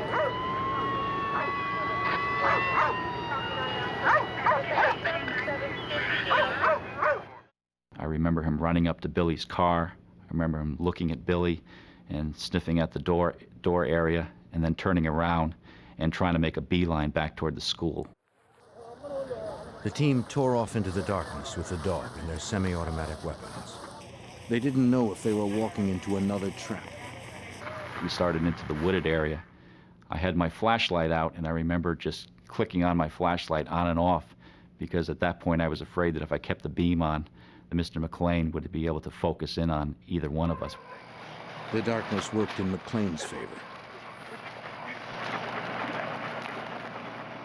We went into the woods in an attempt to at least try to locate which way he went or where he went. And it was probably an error in judgment to do that when I look at it in retrospect, but that's how high the emotions were at the time. The team pressed on, but McLean had enough of a lead to plan a deception.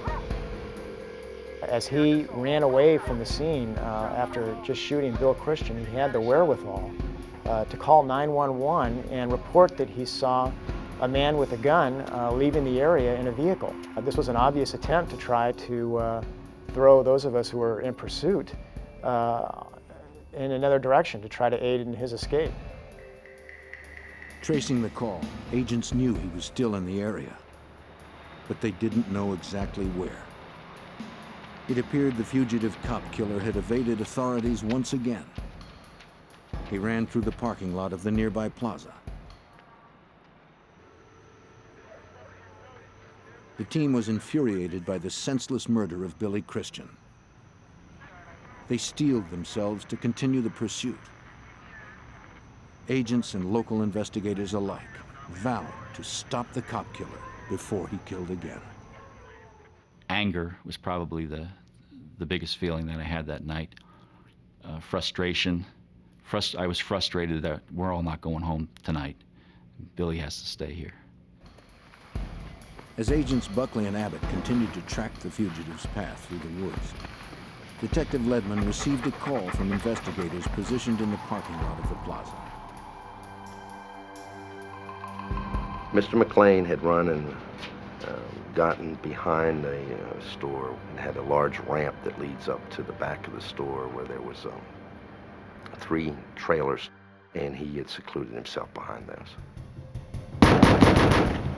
McLean opened fire on pursuing officers. They took cover on the ground and returned fire. Emerging from the woods, agents Abbott and Buckley saw officers being fired upon.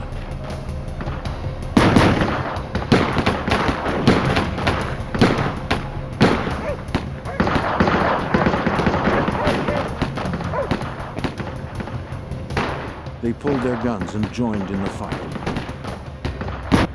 McLean was dug in and well armed. Officers were pinned down.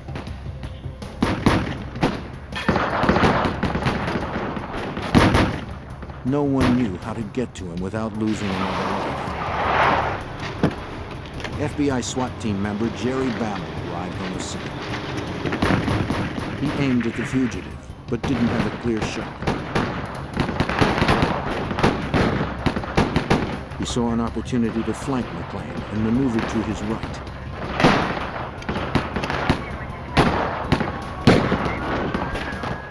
While police and agents traded fire with the cop killer, Bammel remained hidden from McLean. Then he stepped out from behind the dumpster and began firing on the shooter from the opposite side. From his position, Bammel noticed that McLean had a possible escape route. The loading dock ended with a railing and then a 10-foot drop wall. And I realized that McLean could conceivably get over that wall and flee into the lower parking area where there were no agents or officers at the time. Bammel blocked McLean's exit with gunfire. Now McLean was receiving fire from 2 different positions.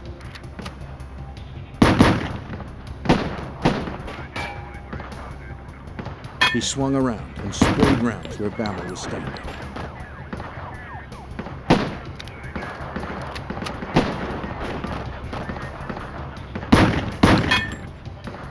The agent returned fire.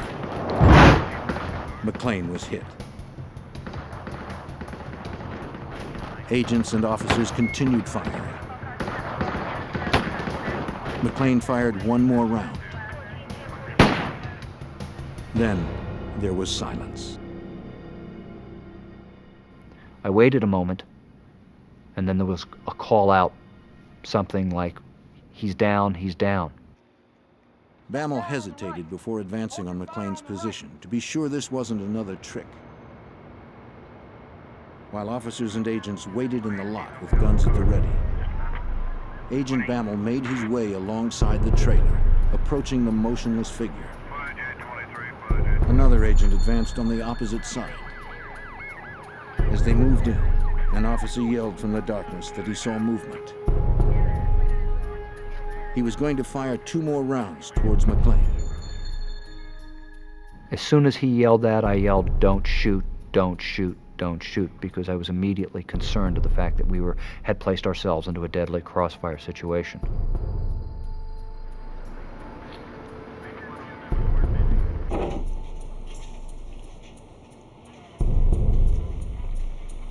It was over. McLean had shot himself with a 9mm pistol, the same weapon he had taken from Officer Novobilski, who he murdered a month earlier. The cop killer was dead. But the price was steep. This person, the subject, had one goal in mind, in my opinion, and that was to kill police officers. And why, I will never know, but it was apparent to me that that was what he had decided to do for whatever reason at some point in his life. Agent Billy Christian was close to retirement when he was gunned down. He had worked with Agent Bammel over the span of his long career. Billy had been a 20-year agent with the FBI. Billy was an expert marksman, a firearms instructor, one of the first members of the FBI's hostage rescue team, the full-time special weapons and tactics team, and he was also a member of the Washington Field SWAT team. The names of Agent William Christian and Officer John Novobilski were added to the Law Enforcement Memorial, commemorating those who have fallen in the line of duty. My desk here at the FBI overlooks the National Law Enforcement Officers Memorial, and not a day goes by that I don't think of my friends. Their sacrifice remains vivid and is recalled each Memorial Day. There is a feeling when you lose a brother or sister, agent and officer, that a part of you is lost, and they will never be forgotten.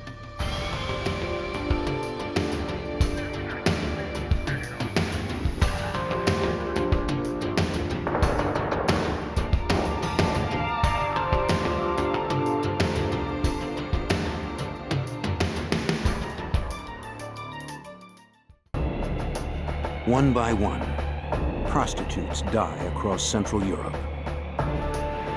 Austrian authorities believe one man is responsible. But they have no experience hunting serial killers. They turn to an FBI profiler for help. He finds the same killer has come to America, and the death count keeps rising until the FBI stops him.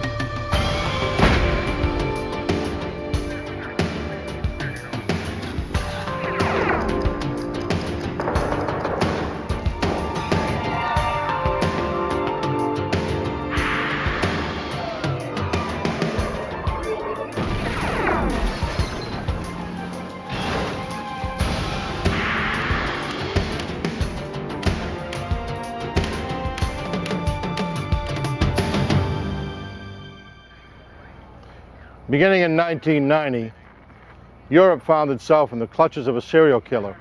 He became an international outlaw, hopping from country to country to evade capture and to kill again. I'm Jim Kallstrom, former head of the FBI's New York office. Legal cooperation between countries and continents is not common, but neither are serial killers in Europe. Desperate to apprehend him, Austrian authorities called on the FBI for help.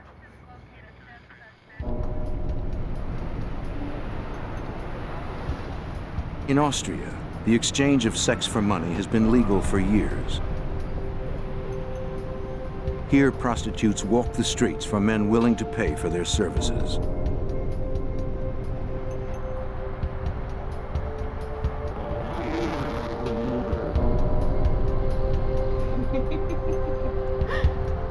Throughout most of the 1980s, Heide Marie Hammerer worked in the city of Bregenz as a prostitute. A licensed professional for almost 10 years.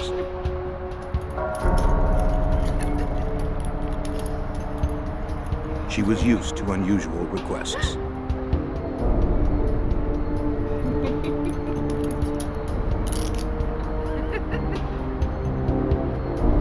But on the night of December 5th, 1990, a customer went too far.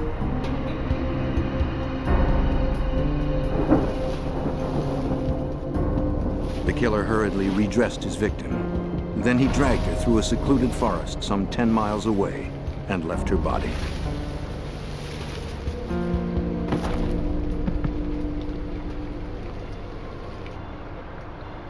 The crime went undiscovered for 3 weeks. On the morning of New Year's Eve, 1990, a pair of hikers stumbled upon Hammerer's body. Though the body had been left exposed to the elements, the winter temperatures helped preserve the remains. Austrian authorities determined that Hammerer had been strangled with her own pantyhose. Her wrists were bruised from restraints. At the autopsy, they found no sexual discharge on her body. But they did find fibers that were inconsistent with her clothing. She was only the first victim. Over the next several months, 3 more prostitutes died violently throughout Austria. Brunhilde Masser was recovered in a stream bed near Graz. Elfriede Schrempf, also from Graz, was found nearby in the woods. Near Vienna, Sylvia Zagler was discovered in a stand of trees. The women had all been bruised, strangled with their pantyhose, and left in various states of undress, lying face down in wooded areas. The Austrian public was shocked. On April 4th, 1991, the authorities gathered their most experienced investigators to focus on the slayings. Because of the similarities in the 4 cases, investigators reasoned that one person was responsible.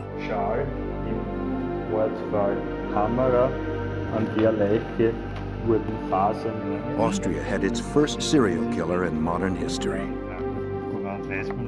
They had no experience investigating these offenders. Dr. Ernst Geiger, one of Austria's leading detectives, was assigned to coordinate the hunt. No lead was promising. All the leads ended nowhere. We had no real suspect. The first break came when a retired policeman read of the murders in a Salzburg newspaper. They reminded him of a case he solved in 1974.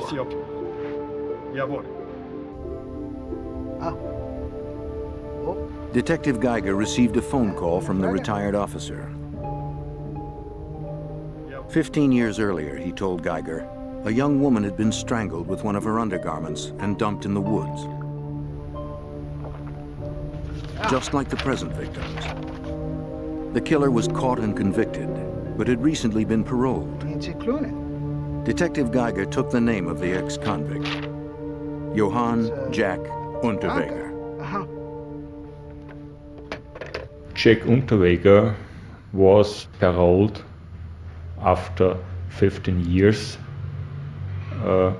because he had murdered a young girl before, and while he was in prison, he became a writer, quite a famous writer. But was it possible that this famous writer could be a serial killer? Geiger and his team began looking into the journalist's background. Until 1990, Jack Unterweger had led a difficult life. He was born to a German prostitute who quickly abandoned him. He suffered neglect and abuse, shuttling between various foster situations. As a teenager, Jack began to play out the rage of his dismal childhood. By age 25, that fury earned Unterweger a life sentence.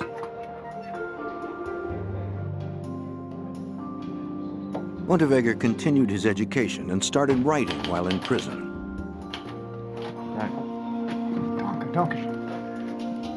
He published letters, plays, short stories, and an autobiography. In the book that became a bestseller, Unterweger painted a tragic tale of himself as victim. Critics and the public alike embraced the author for the apparent honesty with which he confronted his past. The literary community suggested that art had redeemed him. Eventually, the press and the public at large demanded that his life sentence be commuted. On May 12, 1990, Austrian authorities agreed. The 40-year-old Austrian walked out of prison. He was a free man, determined never to spend another minute of his life behind bars. Shortly after his release, he was hired by a major German magazine to cover the prostitute murders. He promised to use his writing in a socially conscious way. He told his editor that he wanted to give voice to the dispossessed, caught in the underbelly of society, as he once was. By July 1991, after 2 more prostitutes were found strangled, psychologist Tom Mueller of Austria's Criminal Investigation Division joined the team. When we started the investigation against Jack Unterweger, it was pretty hard because all his friends were within the media and they couldn't understand that he could be the bad guy. Even among investigators, only a handful considered this celebrity journalist a possible suspect. Through receipts and travel records, Geiger and Mueller learned that Unterweger had been at each murder location. This was not suspicious in itself, since he was covering the story as an investigative journalist. Yet he always reached those destinations before the murders took place. Investigators also discovered that Unterweger had visited Prague in September 1990, just before a Czechoslovakian woman, Blanka Bokova, was strangled with her pantyhose. She was the earliest victim in the string of murders that now totaled 7. And what was outstanding for us, that exactly at any time where Czech hang out at any place in Prague, in the western part of Austria, in the southern part of Austria, exactly in that time period there was always a dead body somewhere in the woods.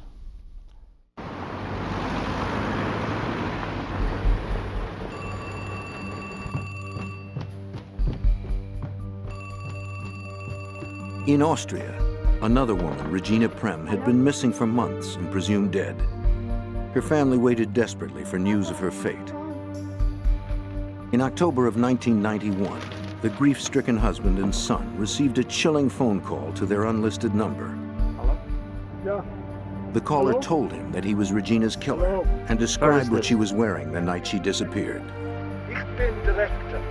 The caller claimed that he was the executioner, that God ordered him to do it, that she was left lying on the place of sacrifice with her face turned towards hell. The phone call was cruel torture to an already traumatized family. When police recovered her body, they confirmed Regina Prem was the killer's 8th victim to date. The discovery put them no closer to stopping the killer.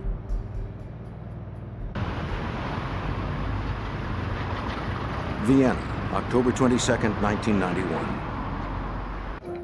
Austrian authorities questioned Unterweger for the first time. With no hard evidence to connect him to the crimes, they hoped for a confession. He admitted to consorting with prostitutes for his writing assignments and for sex. But he denied knowing the victims. Although his alibis were weak, investigators were forced to release him. Their evidence was merely circumstantial, and his public support was growing. But Mueller and Geiger still believed Unterweger was a strong suspect and continued digging into his past. They tracked down the car Jack drove when he was first released from prison. But it had been a year since he sold it, and the likelihood of finding any usable evidence was slim. The team uncovered little, except a hair fragment. It's good. It's good. Although it was a long shot, investigators sent the hair fragment to the University of Bern for analysis. Enough of the hair root remained for lab technicians to extract a DNA sequence. That sequence was compared to those of the victims. Of the 8 women slain, the DNA from the hair matched the earliest victim from Prague, Blanka Bokova, killed in September 1990. It was a breakthrough. But that only proved the woman was in the car when Jack owned it. Investigators needed stronger evidence. Now back at police headquarters, Geiger questioned Austrian prostitutes.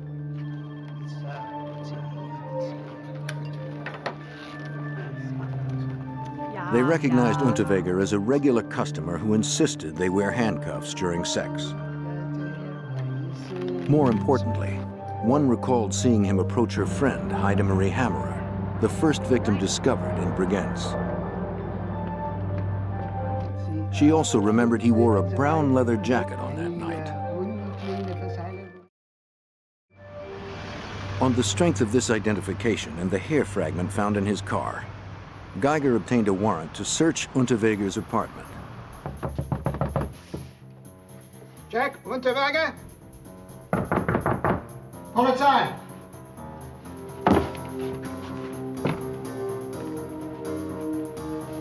When the police arrived, Unterweger was nowhere to be found.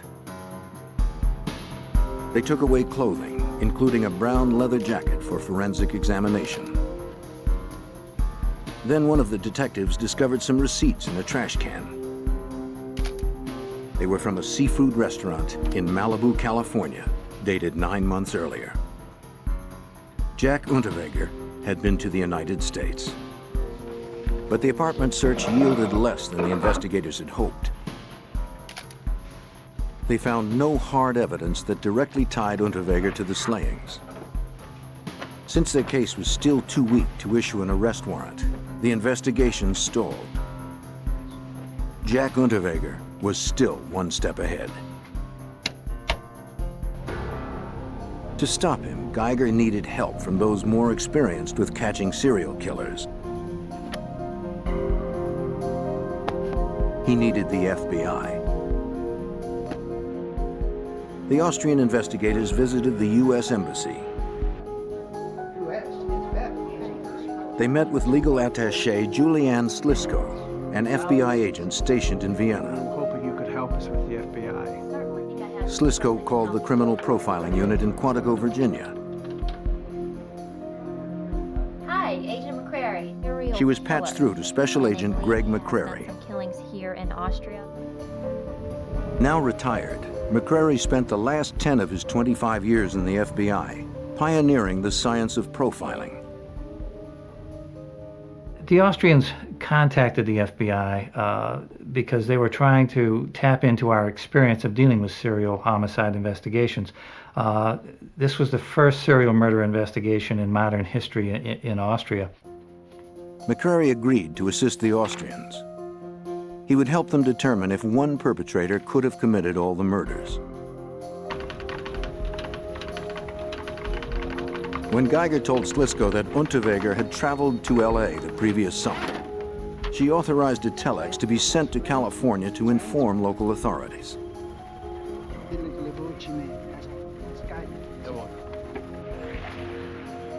Over the next several days, Geiger and Mueller prepared for their trip to the FBI, packing crime scene reports, autopsy protocols, and photos. Then they received a call from LA detective Fred Miller. Miller had received their telex and said that California had suffered a similar pattern of killings during the prior summer. Now investigators turned their attention to LA, 6,000 miles away, in the hunt for the Austrian serial killer. By the fall of 1991, 8 women had been found dead in Central Europe.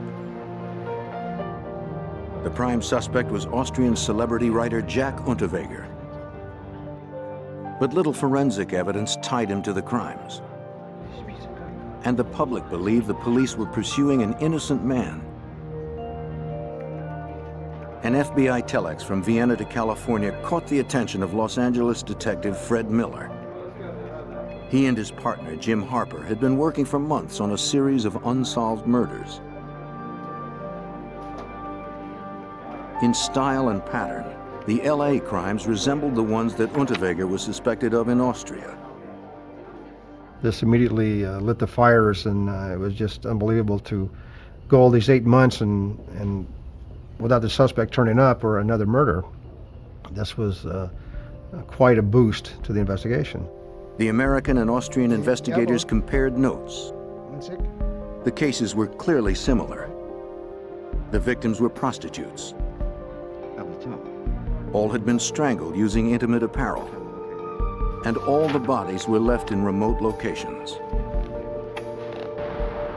Now, Miller and Harper began to reconstruct Unterweger's visit to California. They checked the airlines, car rental agencies, and hotel logs. From these, they created a timeline of his movements. We learned that he came to Los Angeles in June of '91 on vacation. right around June the 2nd or 3rd, and that he left around the 17th of July. In the summer of 1990, Unterweger visited LAPD headquarters. And I'm a journalist, and I am interested. He strolled into the public relations office, presented his press credentials, and signed up for the ride-along program. And the Austrian police. This program allows civilians to tag along with police in their cruisers as they patrol the city. Tonight at 8:30 As all Jack's credentials were in order, the request was accepted.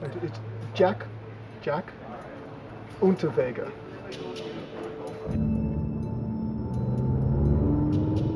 Unterweger claimed he was writing a German magazine story, contrasting American and European prostitution. He asked to be shown where the city's prostitutes hung out. The officers introduced him to the seedier areas of Los Angeles. Detective Jim Harper explains. I mean, if you come to a city as big as Los Angeles, you know, prostitutes don't hang out everywhere. You gotta know where they hang out. What better way to do that than get a ride along with the police department? Witnesses last saw 21-year-old Shannon Exley in the vicinity of 7th Street and Main Street. What's that you saying? She had been working the streets since she'd run away from home at 16. Her life ended on June 20th, 1991. Her nude body was found with her bra wrapped around her neck. Marks on her feet told investigators she had already been strangled when she was dragged some 50 feet to where she was found. The lacerations across her neck. Medical technicians were able to isolate DNA sequences from the semen of 7 men. But LA detectives had no suspects with whom they could compare the samples. 10 days later, investigators discovered a second prostitute, Irene Rodriguez. She was found behind a tractor trailer, only a mile and a half from where Exley's body had been dumped. Both women had been strangled with their bras, and both were last seen in the vicinity of 7th and Main Street. The detectives discovered that Unterweger was living nearby. We learned that he stayed at the Cecil Hotel, which is located at 643 South Main, which is right on the corner of 7th and Main Street, and that's the location where, close proximity where both our victims were last seen. A third victim, Sherry Long, was found near Malibu less than 2 weeks later. Once again, Unterweger was staying at a hotel in the vicinity Long was last seen. Around her neck, her bra was tied tightly. Detective Jim Harper remembers the unique method of strangulation. The way the bras were tied around their neck was nothing that I had seen before. It looked to me it took a lot of intricate time to really take time with the victim and put it around their necks and tie it.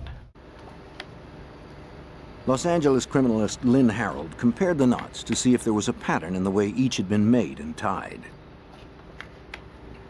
In order for the knots to be made, the wearing apparel had to be dismantled in some form. It's not like the bras were just taken and tied in a square knot, but they were stripped of the elastic always on the left side. And if 3 people randomly went out and strangled 3 people, it is extremely unlikely that all 3 of them would come up with this same scenario. Now Geiger and Mueller added the information from the Los Angeles murders to their own case and headed to Virginia. They hoped that the FBI could determine whether one man had indeed killed all 11 women. Back in Austria, Jack Unterweger maintained a high profile. Guten Abend, The celebrity journalist continued to publish his articles and appeared on television to talk about the murders. He told audiences that the Austrian police were inept at finding the real killer and had singled him out as a scapegoat. Unterweger claimed that the authorities were determined to send him back to prison, even if that meant framing him for the grisly crimes. Unterweger remained popular with the public at large and in the nightclubs where he was a regular.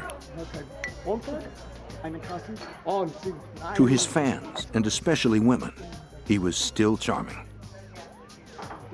He boasted the police had no evidence, only theories. And they would never be able to send him back to prison. In August 1992, Austrian detectives arrived at Quantico, Virginia.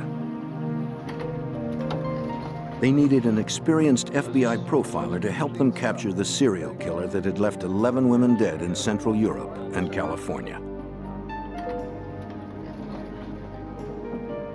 The Austrians came with 12 boxes of evidence.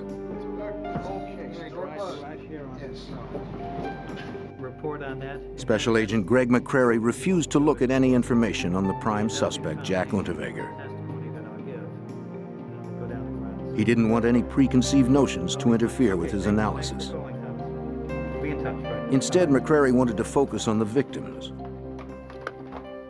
I wanted all the case materials on all of the homicides, victimology, a lot about the victims and their background, their history, the method and manner of death, autopsy reports, crime scene photos, everything that was available from an investigative point of view. What we didn't want is suspect information. We just wanted to take an objective look at all of the cases to see what we thought, if they might be related or not, and the type of offender that we thought might be most probably involved in committing these crimes. Let's get to work. McCrary did not presuppose that the crimes were linked. He examined the similarities among the cases to see if they were unusual enough to have been committed by one perpetrator. He began to look for a behavioral thumbprint, a criminal signature in each of the murders. A signature crime analysis is an assessment of the behavioral aspects of the crime, which can in some cases be a single event, but more often it's a constellation of behaviors that are consistent from crime to crime to crime. And this allows us to link crimes together behaviorally based on the behavior of the offender. Yes. McCrary looked for patterns. He examined everything known about the 11 women. How similar were their lifestyles? Almost all the women were prostitutes, except for the first woman slain in Prague. Mr. McCrary, this is a map of Vienna. A companion last saw Blanka Bokova on September 14, 1990, leaving a bar in Prague, Czechoslovakia.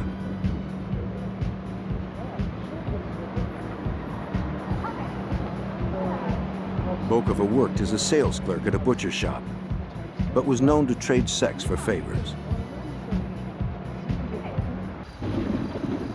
Her body was left on the bank of the Vlatva River in a stretch of woods near Bokova's home.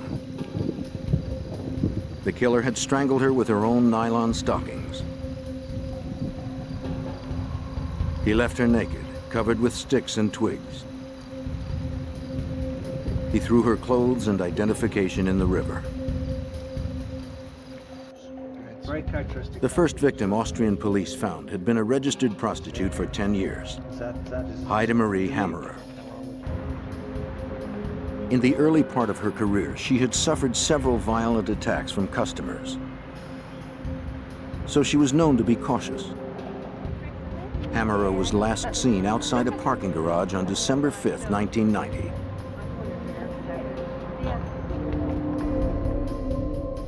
Like the first 5 victims, Hammerer was found in the woods close to water.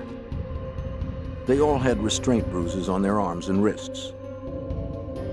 And autopsies found no semen on any of the European victims. To the profiler, this suggested that the killer struck out of impotence. He was terribly insecure about his masculinity. When he could not perform after being sexually stimulated, the killer lashed out in anger. He strangled the women he blamed for shaming him. Then he left their bodies in humiliating positions.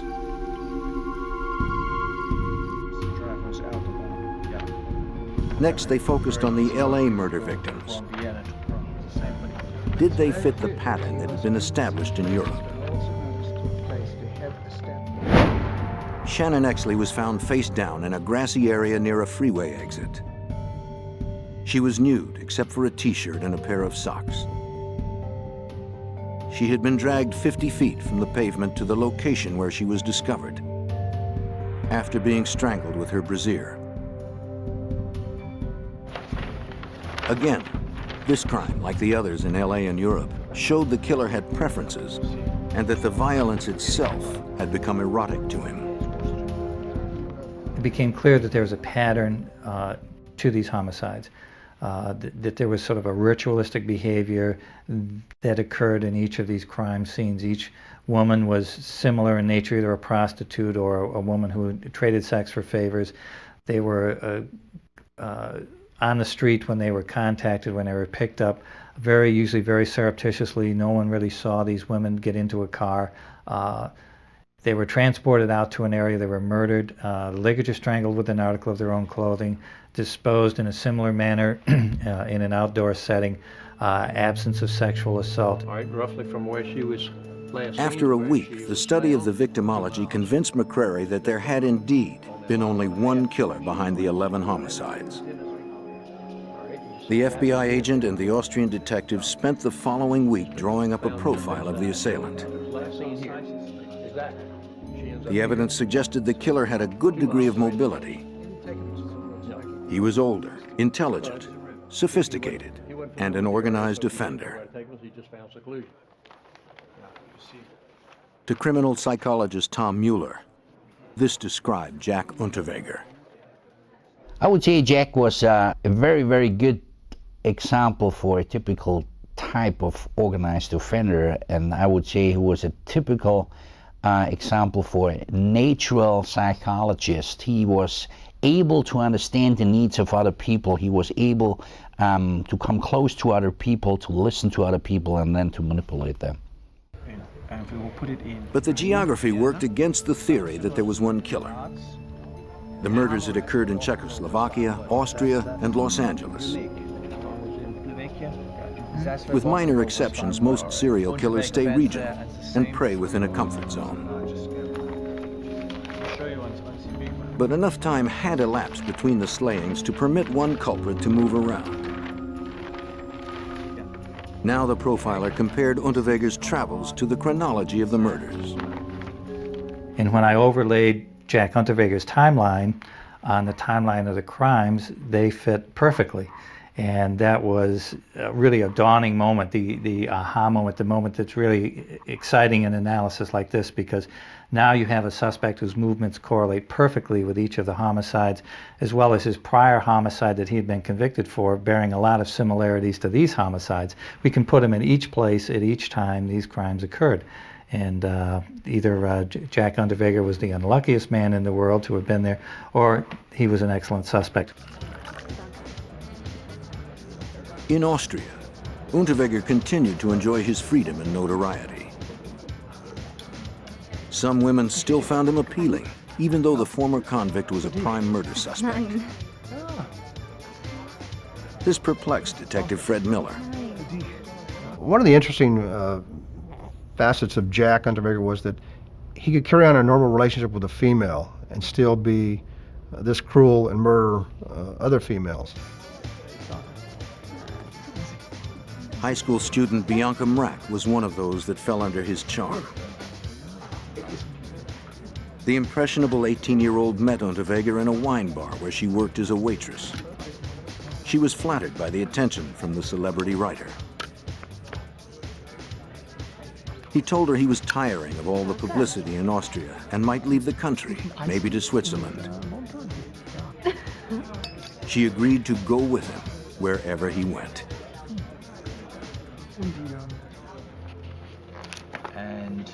August 1992, Agent Greg McCrary of the FBI worked with Austrian detectives to solve a series of 11 murders. 8 women were killed in Central Europe, 3 more in Los Angeles. All circumstantial evidence pointed to celebrity journalist Jack Unterweger as the culprit. Then they received a phone call from the University of Bern.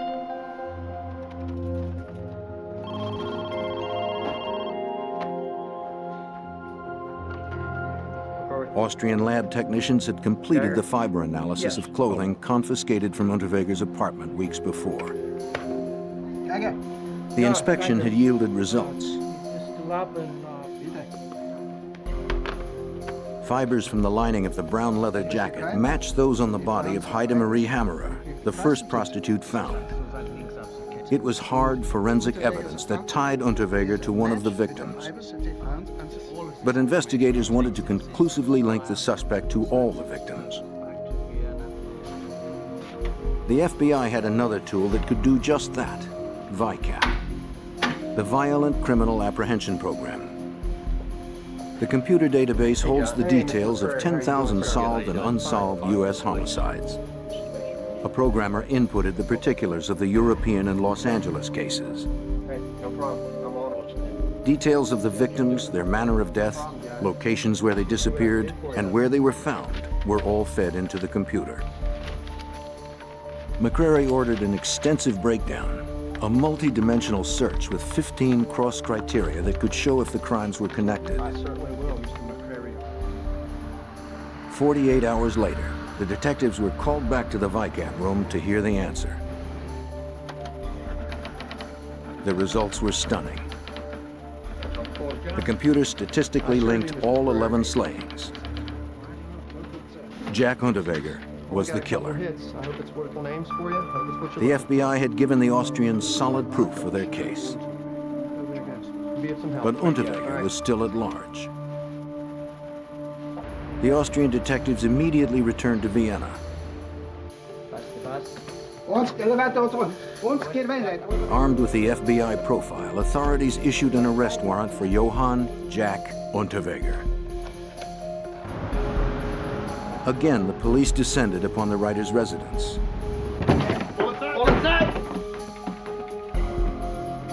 But Jack was gone. He had abandoned his flat. Geiger called his office and ordered his team to check all of Austria's ports of exit. Within hours, all train stations and airports were canvassed. But they found no sign of Unterweger. The serial killer was gone.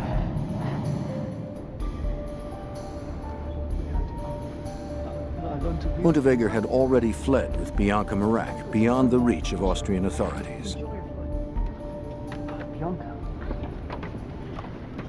Jack Unterweger is a very good representative of an intelligent psychopath. He became an award-winning author and playwright, but psychopaths are very, very manipulative, and they have a supreme ability to con other people. Hello?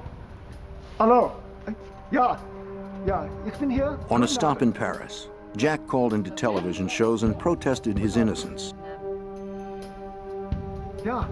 He said his flight was not an admission of guilt, but an attempt to evade a frame-up by the police. He promised to return to Austria and answer all questions if the arrest warrant was withdrawn. Despite his media appearances, the Austrian police had no idea where Unterweger was hiding.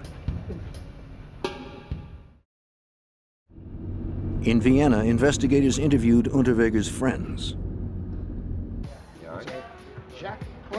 They were unfazed by the fact that he had been indicted for multiple murders.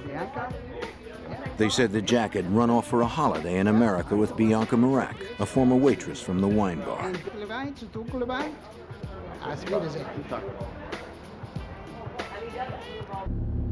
Bianca was known to live with her mother, so Geiger paid a visit to Mrs. Marak. Mit wem? She acknowledged that she had been in contact with the fugitive couple, sending them money via wire transfers. They were in New York and heading down to Florida. Geiger told her to contact him if her daughter called again. Okay, is ze calling? Mrs. Marak agreed. Auf Wiedersehen. Just days later, she got a call from Miami. Her daughter needed more money. Mrs. Marak promptly informed the Austrian police. U.S. Marshals were waiting at the Western Union. The marshals ID'd the couple as they drove up.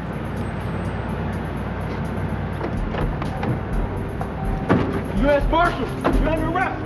U.S. Marshals, under arrest. Unterweger was quickly apprehended. It's not right. He was jailed in Miami to await extradition. Both the nation of Austria and the state of California wanted to prosecute him. LAPD Detective Fred Miller began conferring with his Austrian counterparts.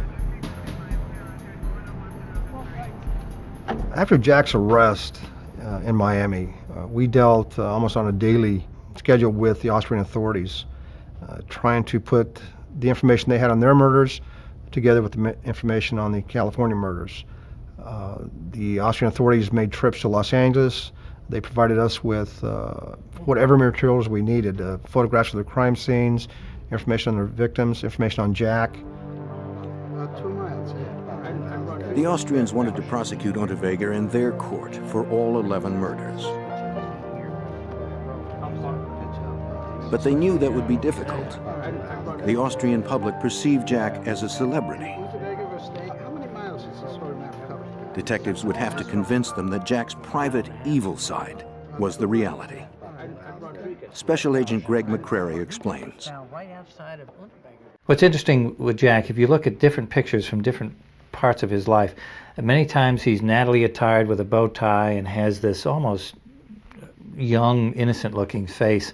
But then if you see him with his shirt off and you look at these really diabolical, involved prison tattoos that are typical of the more violent psychopathic offenders you have in prison, you see the dichotomy between Jack's outward appearance and the inner psychopathology becomes more apparent. I've always tried to get to him. The LAPD detectives obtained a search warrant for tissue samples from the prisoner. In Miami, a technician drew blood, took hair samples and swabs of saliva for DNA testing. The samples were sent back to a Los Angeles lab for analysis. His DNA matched that found in the semen from Shannon Exley. But Exley's body contained semen from 6 other men. And there was no sexual discharge found in the other 2 LA prostitutes. Jack Unterweger worried that he would be transferred to California, where a death penalty was possible. He did not want to die in the gas chamber. But if he went back to Austria, he could be tried for the crimes on both continents. Criminal psychologist Tom Mueller explains. If an Austrian citizen is committing a crime wherever in the world, the Austrian law is responsible for that guy. So the American authorities gave the clearance to bring Mr. Unterweger here back to Austria. But Unterweger could delay this by fighting extradition. You know, Jack. LA detectives pressured him. They assured Unterweger that he would be found guilty in California and reminded him of the state's death penalty. Fearing the gas chamber, he agreed to deportation. You'll sign the extradition. Despite the evidence, he still enjoyed popular support at home. Let's go. And Unterweger believed he could persuade a jury that the authorities were wrong. But the Austrians were betting on the FBI profile. When Jack Unterweger returned to his native Austria, he faced 11 counts of murder. 7 women were killed on Austrian soil, but the laws of the Central European country allow its citizens to be tried for crimes committed anywhere in the world. The murder indictment had done little to diminish the writer's support in the media. As he sat in jail awaiting trial, Jack continued to lobby the press that the police had framed him. His case saturated the news.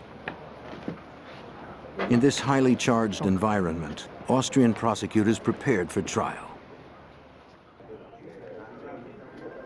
If they wanted to win, they had to present an airtight case.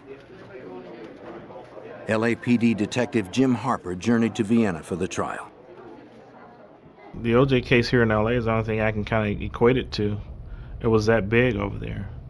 It was all over the newspapers, headlines. I mean, and when we came into this town to testify, it was a big deal. We were all over the front page of the paper, the whole deal. The trial was held before a 3-judge tribunal.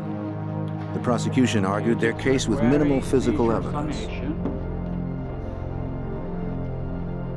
They were counting on Agent McCrary's behavioral profile. Could you say why there's so many different places? So it became increasingly important to link these crimes together behaviorally. That really was the only way that Jack could be linked to this entire series of crimes. So that became the critical component in the prosecution of Jack, and where we were most able to assist the Austrian authorities. Take them to a different spot. McCrary related to the judges what he had deducted at Quantico.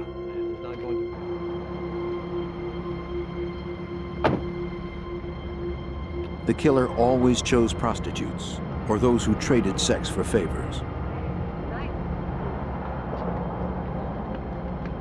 He was criminally sophisticated, older, at least in his late 30s.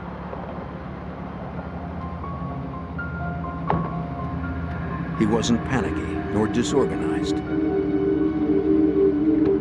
He possessed inner rage, but it was very controlled. The victims had bruises on their wrists as if they had been restrained with handcuffs. McCrary was convinced Unterweger would ask the prostitutes to wear them to fulfill his sexual fantasy. But it was about control. The killer wanted their hands secured to prevent them from resisting. The bodies were found McCrary's testimony linked the victims together.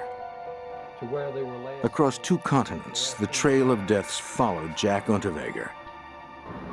Where he went, women died. While he visited Los Angeles, 3 prostitutes were murdered, and their slayings mimicked those in Europe. Shannon Exley and the other 2 American women were strangled to death. The offender used their brassieres as ligatures. And Unterweger tied the knots on the ligatures in exactly the same way as he had on the ones in Europe. McCrary pointed out that the probability was infinitesimal that more than one killer committed the crimes. What are the chances that more than one offender would be not only choosing to ligature strangle a victim with an article of her own clothing, but he would tie the knots in exactly the same way? Very, very remote chance that we've had different offenders committing the crime in that manner. But the defense argued there was a difference. The victims in Los Angeles had been strangled with their brassieres, and women in Europe had been strangled with their pantyhose. But McCrary countered that European prostitutes do not wear brassieres. What mattered to the killer was that he used an intimate article of the victim's clothing. The prostitutes, I'm sure that he was much more hurried. LA criminalist Lynn Harold was asked to compare the knots from the pantyhose to those from the bras.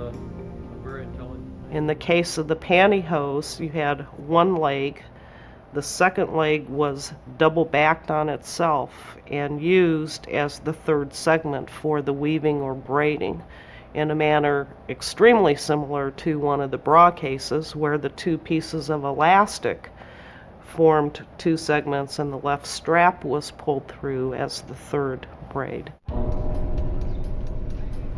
In all, the trial lasted 2.5 months.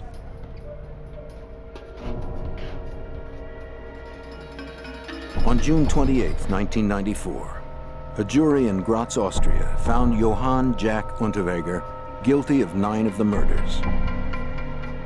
The remaining victims were found too badly decomposed to convict Unterweger beyond a reasonable doubt.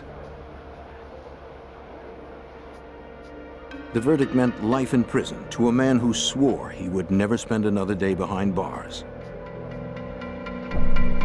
And he never did.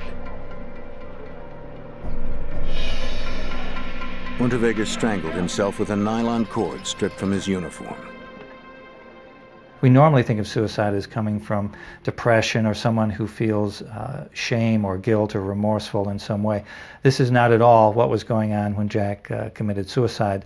More psychopathic offenders like Jack do it to exert control, and it's the last great defiant act that he exercised to wrest control of this situation away from the government, away from the authorities. He would not allow himself to be imprisoned for the rest of his life. Jack Unterweger proved that serial killers are not just an American phenomenon. European law enforcement agencies realized that to fight criminals of this sort, they would have to follow the FBI's example. What we learned out of their case was that in Austria and even in Europe, we didn't have a similar system like VICAP. Violent Crime Apprehension Program. The Criminal Psychology Service tried to get a similar system here to Austria, and therefore we can work with all sex crime cases and homicide cases. Now, thanks to the lead of the FBI, many countries have adopted profiling and a computerized criminal database in the hopes that open borders and conflicting jurisdictions will no longer allow these predators to escape justice.